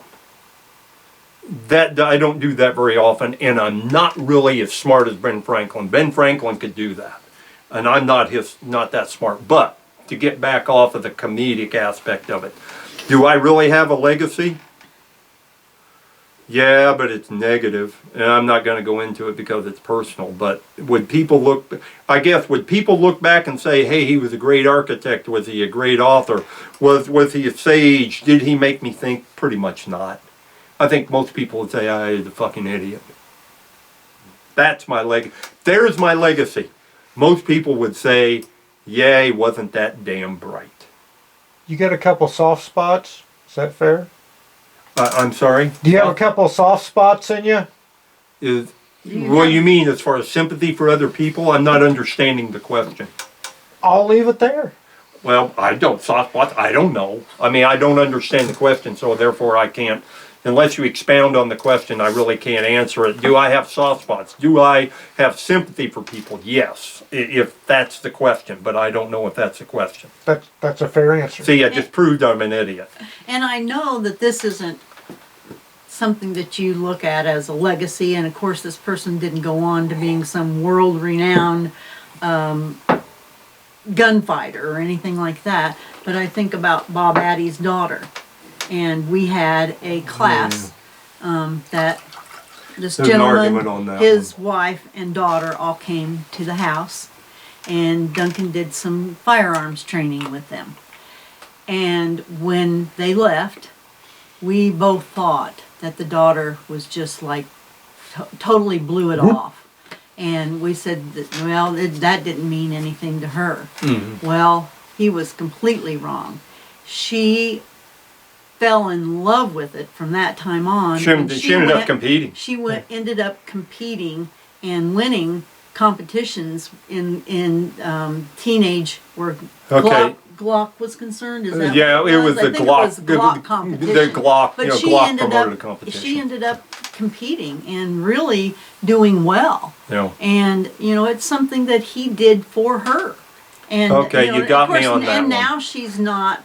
I mean, she probably, I don't know if she even is involved with that now, because now she's grown and I think she's married and has a child. Killed and all that. But her life has changed, but he did do something that impacted her life. And there are other people that I could name and say things that I know that he has done that has impacted other people's lives that he doesn't even know. And of course, we've all done that. We've all said things along the way on our journey that we have no idea what that word did to impact another person, and it could change their life for the better. I'll go two ways. One, you got me on that. I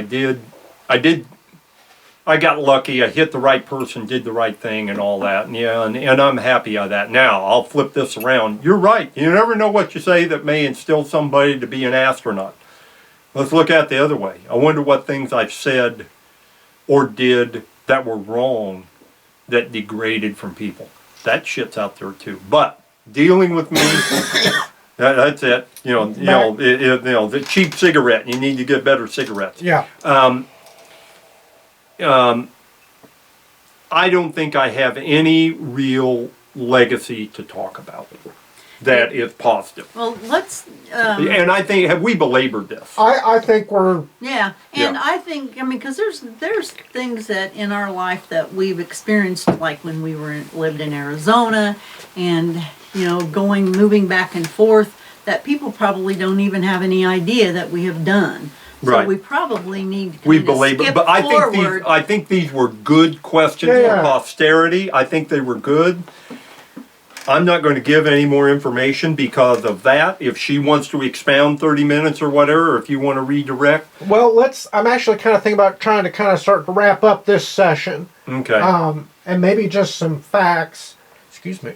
Can you just give a kind of chronological, it sounds like you've moved around a little bit. Just tell us where you moved at each point so that somebody could track you. Okay.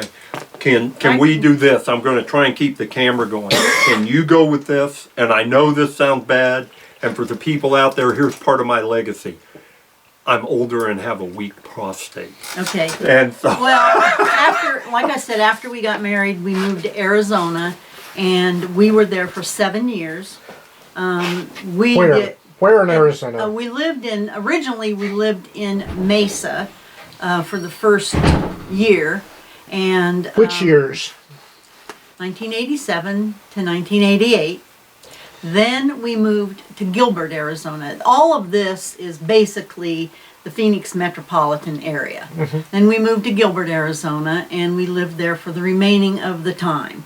We lived in an apartment there, and we enjoyed a lot of Arizona. We traveled a lot. We did every year we did a Route 66 road rally, which went from Seligman, Arizona to Topak Golden Shores, which was the edge of California. We did that every year. Duncan had a job that allowed him to travel a lot, and I went with him on a couple of those trips, so we got to explore a lot of Arizona during that period of time. Go to Canyon de Chelly and Monument Valley and Death Valley. It was just really a neat history, a neat period of history in our relationship. And then his dad got sick, and we had to move back here and help him out. And so during that period of time, we lived in Castleton, and we stayed in Indiana until a little bit after his dad passed away. We were here for 4 years. And of course, our love of Arizona took us back. We went back to Arizona. I have to think of the timeline here because I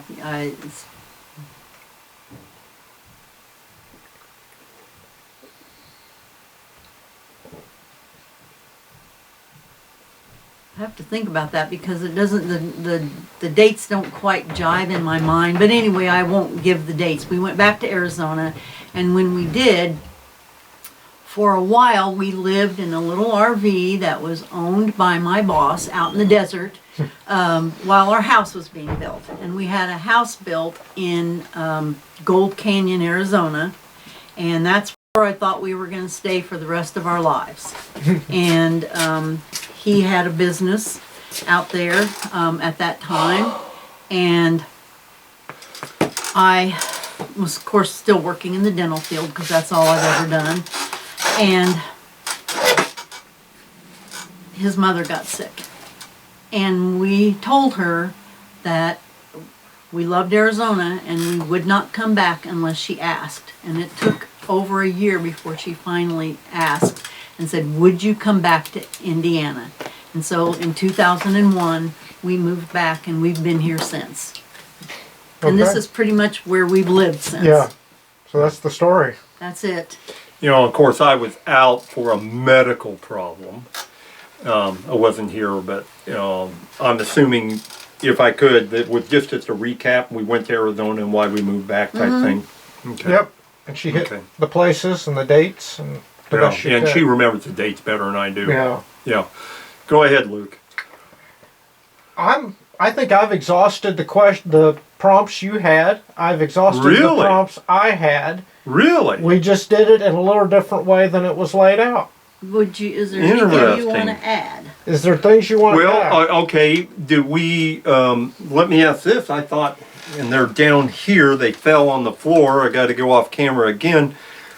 I had thought this was going to be kind of a recap, parents, pre-marriage, marriage, and then like our life together in the 80s, 90s, 2000s type of thing. But we really didn't break things down by decade, No, did we? no, and things took a different organic. They did. Yeah, because, they did. Because we ended up talking more about a lot of pre-married times. As opposed to marriage. And then our married life, it kind of took a backseat. Okay, well, let's look at But something he here. may want to wrap up.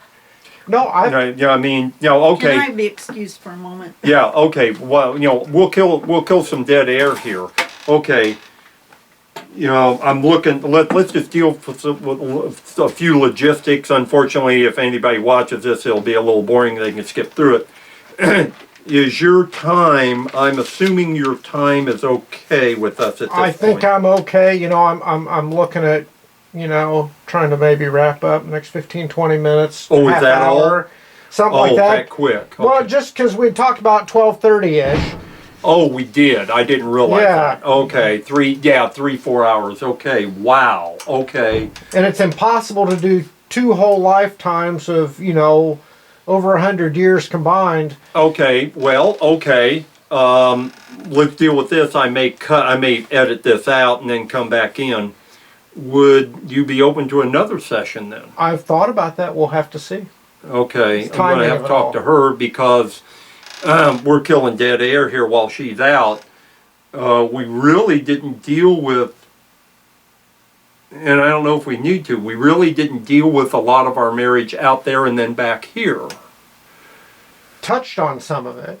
We touched on it. I don't know. Okay, now with that going on, as I had put, I'm going to have to come off camera here a There you minute. go.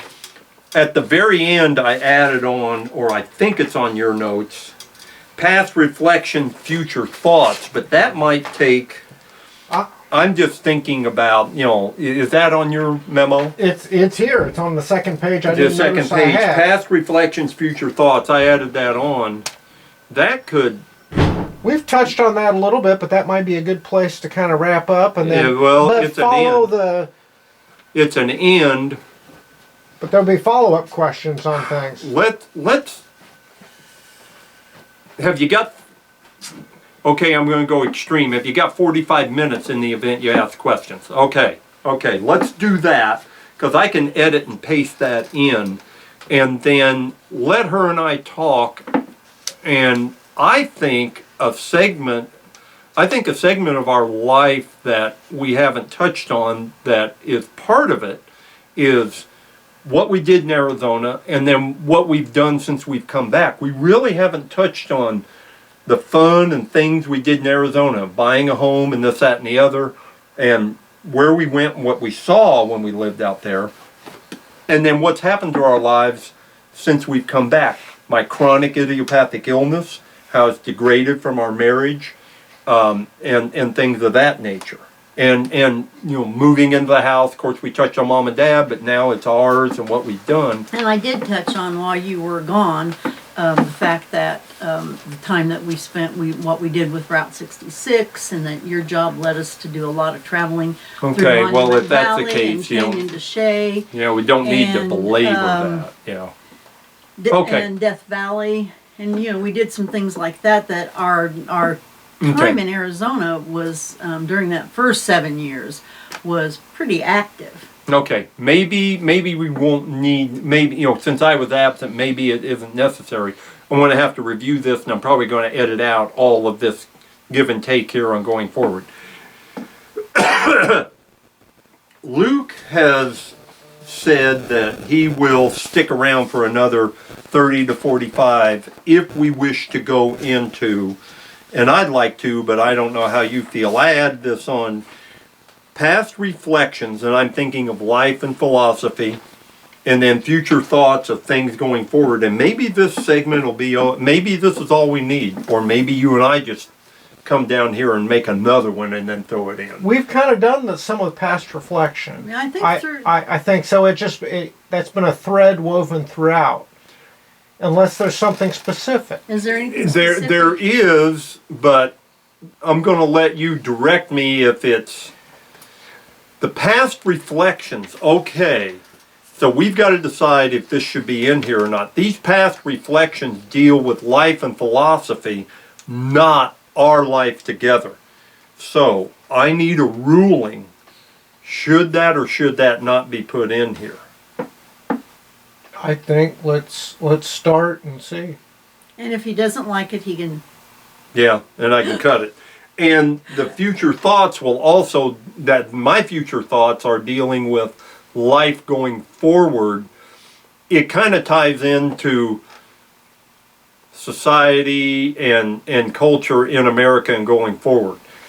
Now, do you have anything on that? I don't know. I mean, I think about that more than you do. Yeah, you think of it a lot more than I do. I think that maybe one of the things that we can touch on, because you just barely did. Okay, go ahead, Was if you got the fact thought. that you said that your illness has changed.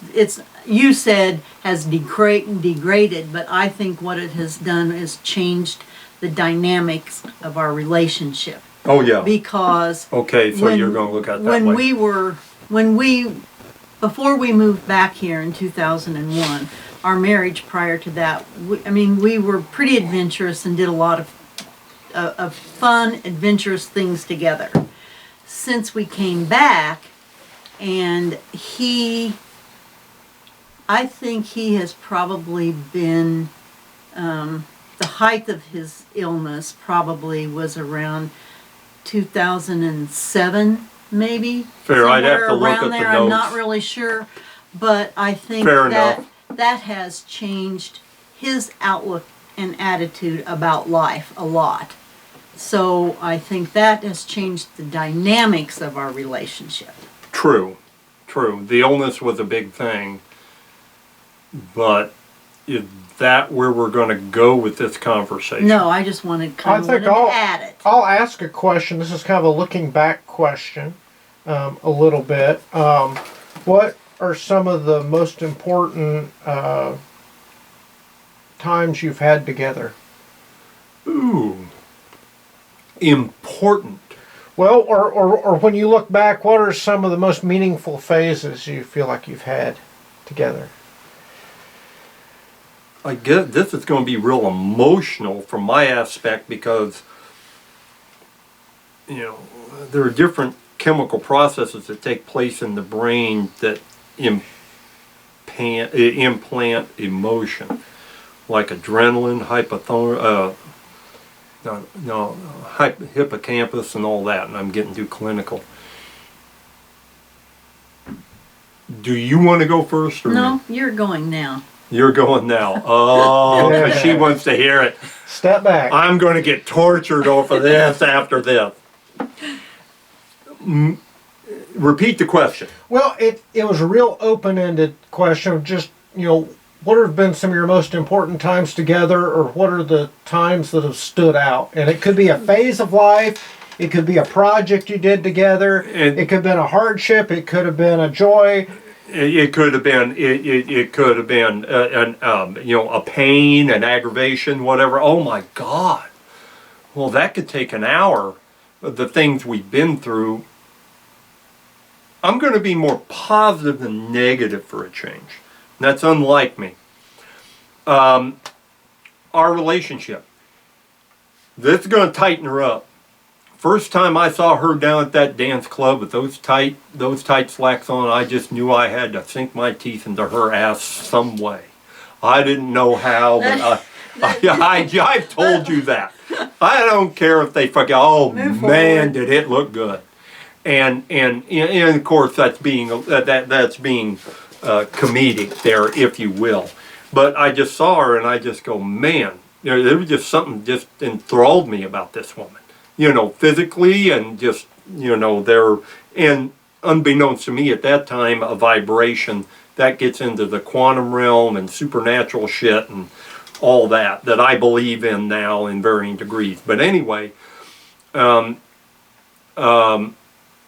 just, hey, I got to get my hands on this woman. And then I think about the discourse we went through. My ego came into play. We almost didn't get together because I didn't think you called me, and there was the communication gap, and I misunderstood what you said or whatever. I was at fault there. Let's go that way. I was at fault. We almost didn't get together, and we did. And I think about all the when we were first getting together, and since New Year's Eve has always been our gig. We always try to go out New Year's Eve and dress up and have a good time. I think about that. Let me see if I can drag up some other things, memorable things. Trying to stay positive. The times we were out in Arizona and drove on Route 66 and went and explored the Southwest in a convertible. We had those two really nice. We had that, we/you bought that custom Cutlass Supreme convertible, probably the only one in the country. It was an 86, and it was a lemon, and I had so many problems out of it, but we toured the Southwest and just had a blast in it. And then we had that triple white Mustang. There was only 444 of them made, and that was a cute car, and we had fun in that. And I'm trying to think now because I've gotten off track. Because there were so many good memories, memorable memories, like Route 66. We bought a home out there. I think when we had our home built, that was a big thing. That was a big thing because it was something that we had we hadn't done anything like, we always lived in an apartment prior to that. So that having a home built and buying the home together was really a good and positive thing. It just seems like a lot of the times that if you want to go to past reflections, I think a lot of the times that we really had fun was when we lived in Arizona. Yes, that was I would say the fun times. The highlight of our marriage was probably the years we spent out there. And we were out there twice, so we were out there a total of 11 years. So we met a lot of good friends that have lasted through the years when we were there. I forget about our marriage. I forgot about You mean that. the wedding? Well, yes, the wedding. Thank you. The marriage wedding is the whole thing. Yeah, that's right. You're right. And the marriage, and it was on the cheap, and it was a lot of fun, and we went out with our friends and all that. That was a highlight. I'm trying to remember some other highlights, and I'm just kind of at a loss. There's always different things. Again, the New Year's Eve parties we've been to, always enjoyed those. I wish I could. There's been times down here with Mom and Dad that were enjoyable. I can't bring up specifics. Times over at your mom and dad that have been really neat. Memory fails. And that's you got okay. 40 years of memory, and after this camera goes off, there's going to be 10 of them that are going to come back to me. Oh, I wish I'd have remembered that. So I'll kind of leave it And at that. those are some things that I was thinking about later you can write down too. This is a visual start and an oral start to this, but And then later write it down. you can write those stories. Right, write that down, and then maybe come back on camera and then bleed it in. Yeah. Yeah, we don't have to have you prompting us on that. No. And it sounds like both of you were close to your in-laws, or at least got along with in-laws. Yeah, I think so. Yeah. Yeah, you and Mom, you and Mom sparred a little bit, especially when we lived here. Two cooks, one kitchen. At first, because she really didn't want anyone in her house. But she needed somebody. us, so that's why she asked us to come back. She was used to her entire life doing everything her way, and she didn't want someone else. She told me one time, she said, "I'm so thankful I had a boy and not a girl." And she said, because she said, "I would not have wanted a girl messing around in my kitchen." Yeah. And that's how she felt. Yeah. And even if doing dishes, it wasn't the right way. Anything that, basically, a lot of things that I did, it wasn't the right way because it wasn't her way. Well, And she couldn't grasp that because I did try to tell her, "You and I are two different people. I'm going to be doing something different." But it was her way, and I had to acquiesce to that, living in her home. she wasn't a bad person. She was just affected by her history. You didn't hate her. She didn't hate you. Two cooks, one kitchen, didn't get along. Mom did create a lot of discourse in our marriage because I'm going to back up. She was difficult, but that's an aside. But dealing with the in-laws question, you understood where she was at. She created aggravation for you, but you got around it. Yeah, And Dad was okay with Yeah. you. And you were okay with him. Yeah. And dealing with her, is that a fair statement? Yeah. And dealing with her parents, yeah, we got along okay. Yeah. Okay. I got along with her parents okay. So now going to you two, how do you divide labor responsibilities between the two of you? Oh my goodness. Who does what? Oh, that's good. Boy, that's personal. Well, it's real easy. She takes care of all the bills, writes all the checks. And I fucking fix everything. Well, I do. Well, it's an old house, old property.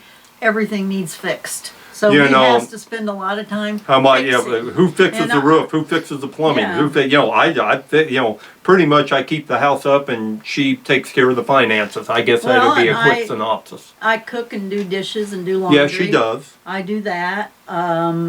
He chops wood. I would never be able to get out and chop wood Yeah. and have that much wood ready for the winter. He takes care of the yard. He fixes everything. And like I said, Halfway. in an old home like this, you've got a lot that needs fixed. Yeah. Seems like, I guess pretty much I take care of the property, and since we heat with wood, and you handle the finances and make sure there's a meal on the table and the clothes are cleaned. Almost a Norman Rockwell type gig. Okay, yeah, that's where I thought you were going. Yep. And who do you share the house with? Oh, that's interesting. Who do you share the house with? Yeah, you don't get that, do you? I know. That's open-ended. There's a couple of Ooh, directions are to we go talking here. physical or spiritual? Well, okay, I sussed that out of you. Yeah. That's in the record now. Now, just physically, Right, face secular, to face, physical. Yeah. You know, I mean, who all do you share the house with? It's just Okay. the two of you, but it's not just the two of you. It's the two of us. If on an everyday basis, it's the two of us and our cats. There you And go. we That's have- where he was going. And we have a bird, a parrot that we have had. We were married in May of '87. We have had Gunner since October of '87. He was born in either March or April of that same year. So we have a parrot that we have had with us for 37 years. And he has been to Arizona. He's been from Arizona to Indiana, back to Arizona, back to Indiana again. And he's still with us. Yeah. And who knows, probably could outlive us. Yeah. And then at this point we have 4 cats inside the house. Mm-hmm. That And we- that's where you were going, I'm sure. Yeah. And okay, on the cat aspect, we've had a variety of them. I've had Dyeberry out in the field, but yes, do I have an affinity toward them more so than her? Yeah, but she enjoys them. So. Yeah. That's who we share with. We don't share with anybody else, pretty much. I wish we could.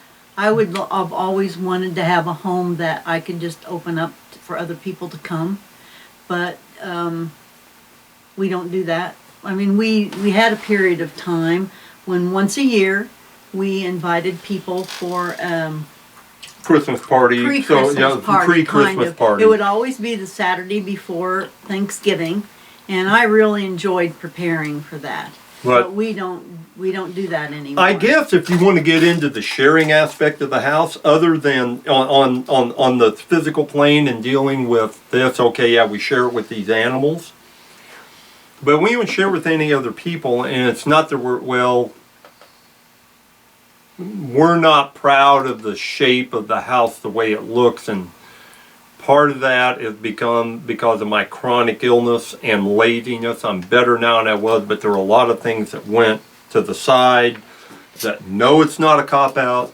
And if you just if you feel so miserable, you're on an easy chair recliner for almost literally 10 years, a lot of things go to hell. But that aside, we just don't have, things have happened in our life, or just not that many people we have anymore for close friends. That's are there? true, but another aspect too of letting things go, I have always, living in Brown County, it's hard to have a job that you don't have to drive. So I have always had a job to where not only 8 or 10 hours a day am I at the workplace, but I have been on the road 3 to 4 hours A of day. those days. I'm trying to think how many years. Oh my God, Barbara. A long time. Well, you kept the place. Now I'm going to And say this: so- you kept the place going. And so I that didn't. has been that's been a real challenge, because being away from home 12, 15 hours a day, I didn't feel like coming home and doing my job. Mm-hmm. Yeah. Here, I did a job away from home, but not here. Mm-hmm. So I have let a lot of things go. That's Okay. about it. Plus, sometimes we've got, we have to set priorities in life. And sound like making living, keeping things going, you've kept the important things together. Do you feel that way? To a point. To Repeat. a point. I would like to have a home that's nice and neat and tidy and that everything is totally organized. I would love to have that, but I have done what at that time I felt was important. Yeah. Now, is the question to me also? Sure. Okay, repeat it because I physically couldn't hear the question. My memory, I've been following you the repeat flow it, Barbara? here. Just kind of like it. Do you feel like you've done the important? We all have priorities, Yes. and we have to set priorities. And it sounds like there may be some regrets about what priorities are, or have had to be. But do you think you've met the important things? In my life? Yeah. No. And I'll say this, and this is going to sound like a cop-out to anybody who listens, I don't give a fuck. Unless you have a chronic idiopathic illness, and those can range from anything from immunization to a car wreck to an accident to neurological neuropathy. Yeah, there are hundreds out there. Unless you suffer from that. When everybody says it wasn't my fault, and man, I used to think that too. It wasn't my fault. What a cop-out.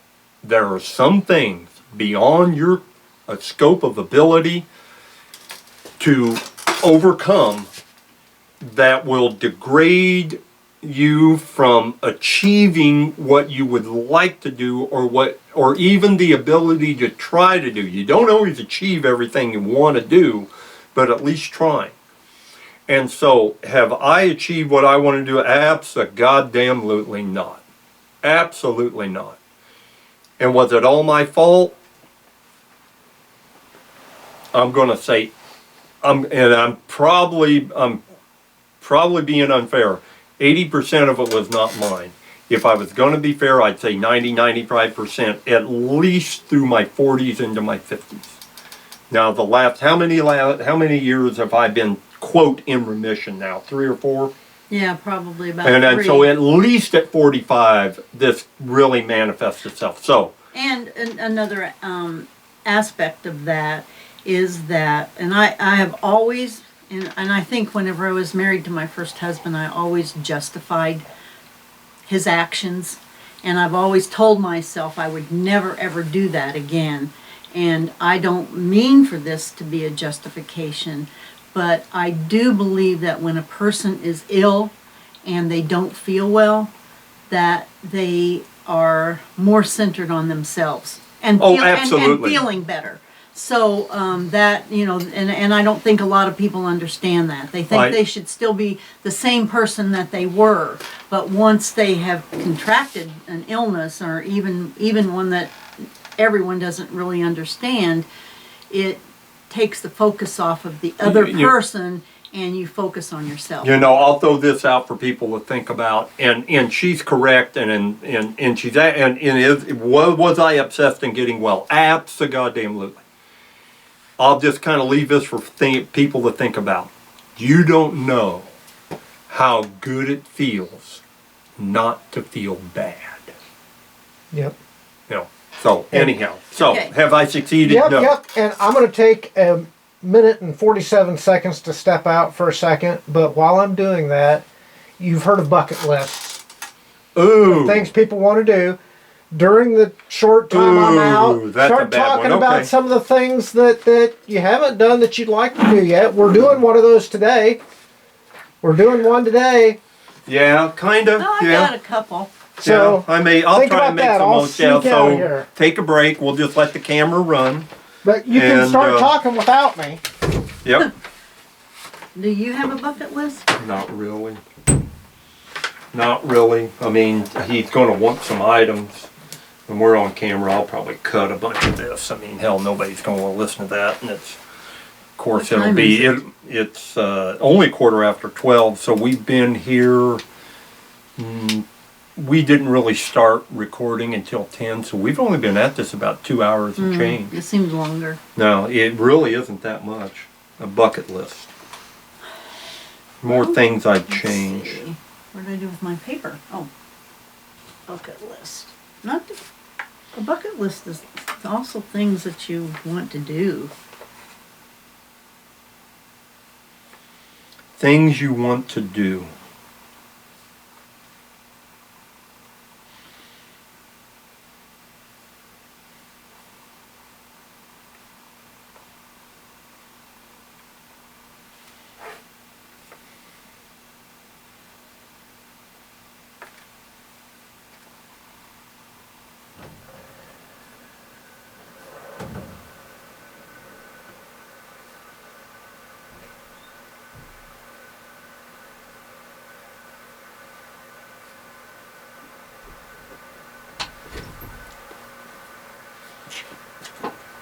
I don't hear a lot of talking. Well, I'm writing. Aha. Doesn't matter. Go in front of the camera. It doesn't There matter. we go. This is going to be difficult.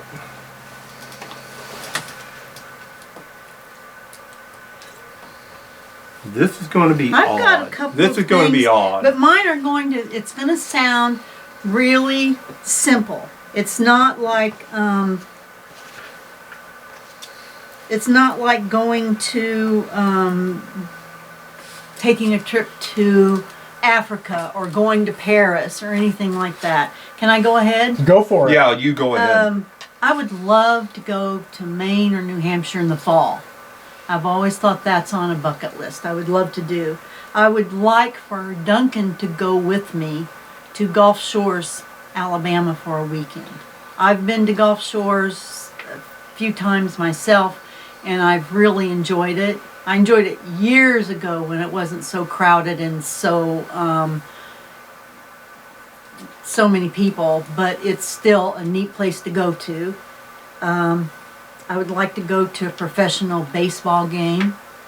And I know that sounds like it's just something so simple, but it's still a bucket list, something that I've done once, but it was way before Duncan and I were ever married or had ever met. I'd like to go to a 5-star restaurant one time. Interesting. You know, you never brought those up. Wow.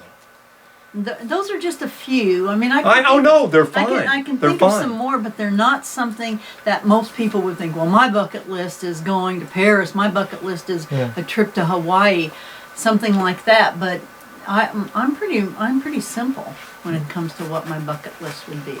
Boy, this is going to be interesting. Well, some are going to be. This is going to be interesting. See how I can deal with this. Let me preface the bucket list with kind of going back to my idiopathic illness. My belief is I know I wasn't allowed to achieve my full potential. I don't care if you believe it. I know, whoever's listening, the one or two people, you don't fucking understand it unless you're old and now you're in some form of infirmity. But I don't think I was allowed to go through with the free will to try to do things. But with that being said, so that makes it difficult to say, well, I want to finish this. Because a lot of times the bucket list are things that you wish you'd have done that you didn't do. Well, I think there were things that I was never allowed to do, and that would be a list that would take an hour. But here are a couple of things. Now, some of them are very selfish. A couple of them are selfish. And I'll deal with those first. And it's more of a wish than a bucket list, and I guess that's the same thing. God, would I like to be in a high-speed chase with the law one goddamn time. The real hot car and really be good. And of course, I'm going back to visions of Vanishing Point and Gone in 60 Seconds, the original, not the cheap one by who is that guy? Not Cage. What's his name? And I see his face. I see his face, but the original Gone in 60 Seconds, where it was all real. Would I wish I could do that one time? Yeah. And do I think I could have done it, or do I think I could do it? Yeah, if I practiced with a lot of luck from God, but it's all theatrics. But it'd be fun to have one good high-speed chase. I'll say this as a bucket list. I fantasize, this is a fantasy. I think it'd be neat, because they say I used to be pretty good on a motorcycle when I was a teenager, and I probably was. I would think it'd be neat to get the type of bike that I'd want set up and take a whole summer and just ride that thing to where I really got the feel of it. And then I would set up fuel depots all over this county, hidden. And I'd like to take the cops on one 24-hour Baja Le Mans and see if I could make it. And I may not be able to, but god damn, it'd almost be worth a year in jail to see if I could. But that's a bucket list that'll never happen. Oh, and I guess another bucket list would have been when I was younger. I wish I could have run the Baja 1000, even if I come in dead last. Just to do, back then when you put on an old football helmet and a pair of combat boots and some rubber and some leather gloves from the hardware store, and you kickstart the thing and off you go. And back when it was really the romance to ride a motorcycle. Okay. This would be somewhat of a bucket list. If I had to go out, I'd like to go out with a, a vanishing point type car chase, or in a righteous gunfight, whatever it would be. Something righteous where you stand up. And of course, this gets into the fantasies of men being the hero in the movie. But I have a certain amount of that, but I don't lie about it. Something else that would have been neat would have been to do something large, not just giving a little food away at Thanksgiving, but something really big and neat that would help a lot of people. Some form of philanthropic gift or action that would affect a lot of people and help a lot of people. But no one would know about it. Don't need anybody to know about it. Something that I could say, wow, yeah, I did something good there. And that's really it. I mean, I don't want to go to the moon. I don't want to, I don't want to be an astronaut. I don't want to, what can I think of? I don't want to run, get a trophy for running the 100-yard dash. If I was going to do something, here's how I look at it. If you're going to do something, things that have value to me is when you risk your life. When you put it all on the line, when you launch a motorcycle at 70 miles an hour, when you're sliding around a corner and you don't know if you're gonna make it and roll the car. I've done that twice, or rolled the car once, been thrown out of another one. Those are the things that I think are neat. If you're not willing to put your life on the line, then what are you really challenging yourself for? Now, that gets into the male bravado and ego thing, and that's not for everybody. But that's kind of where I was at. Well, so I'm just going to leave that alone. Well, one of the things is that everybody fantasizes, what would you do if you won the lottery? Oh, yeah. And one of the things that we've both talked about, we've both had toothaches. And one of the things that we would do would be to help other people who can't afford it. I mean, he has worked. Whenever he worked in Arizona, one of the gals that they employed, whenever he had the grocery store out there, she really had some problems with her teeth. I don't remember which gal it was. And you and Ed helped send her, or you did, or you and Ed helped. Oh, that one gal, she had no money and had a toothache, and I paid for the extraction. Yeah, I remember. But those are things Angie, that we would. Angie, that was her name. Those were things that we would do to help other people. Yeah, there's a bucket list. Okay, if we could, if we won the lottery, we've talked about that. I'd try to set up some type of dental clinic. I wouldn't let anybody know. Huh? Yep. Free dental. Free or extremely cheap, and I wouldn't let anybody know I was behind it. Yep. But anyhow, those are wishes that never come true. So maybe just kind of start wrapping up here. Yes. Any parting thoughts, and then I've got a couple offbeat questions. Parting thoughts. Well, my parting thoughts would be where we're going forward in the future, but we've talked about that and decided that's not the venue here. Parting thoughts to anybody that listened. So this would be more on a personal level. You know, for the 2 or 3 people that may listen, I hope you've had a good life. You know, well, let me back up. We've had a good life. We haven't had a great life. We've had our problems. My wife's been a fantastic person. I was very lucky. I'm glad that I met her. Glad I married her. Glad we came together. For the people that may see this, just try to make the best out of life that you can. It's not an easy road. It's difficult, and you know, all the things that you can drum up from T.S. Eliot or any of the other scholars or the Bible. You know, life, and I would say this: life is not always what you make of it. If you can be thrown in situations you cannot get over or have control of, i.e. chronic illness, that's my gig, or evil that's bestowed upon you. But all that aside, just try to do the best you can and just try to enjoy it. I think he kind of answered that, but I also say that for people who might be in their 40s and 50s, those are the golden years. Yes. Yes, I'm going to add that they talk about the 60s and 70s, the golden years. No, your body's going to fall apart. You're going to have a, look how I had to step off camera because my prostate's bothering me, something minor. The 60s and 70s are not the golden years. The best part of your life physiologically should be in your 40s. Wasn't for me, should be for most people. This is what I should say. Enjoy your health. Health, like glory, is fleeting. Very good.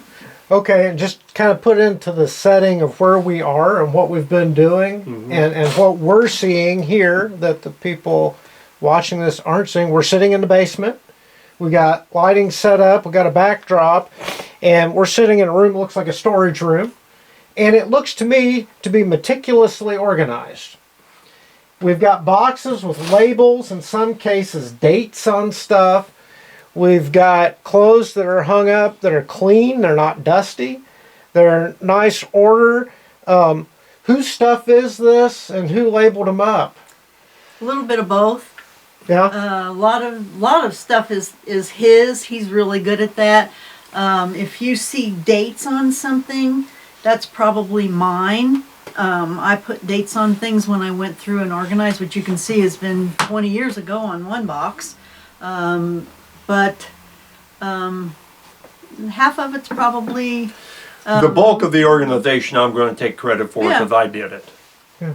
You know, yes. I did the bulk of the organization. Just giving some setting and something off to think of. And then last thing, I've been staring at a insulated pouch up there that says human organ for transplant. Oh, that's good. Well, you know, there's a cryogenic heart in that thing. Yeah, no. Yeah, and that's gotten you Stan Musial's brain. I got it at Goodwill, and I figured if I ever needed to, I got it at Goodwill, and I figured if I needed to do some type of clandestine act at the hospital, it might get me past security.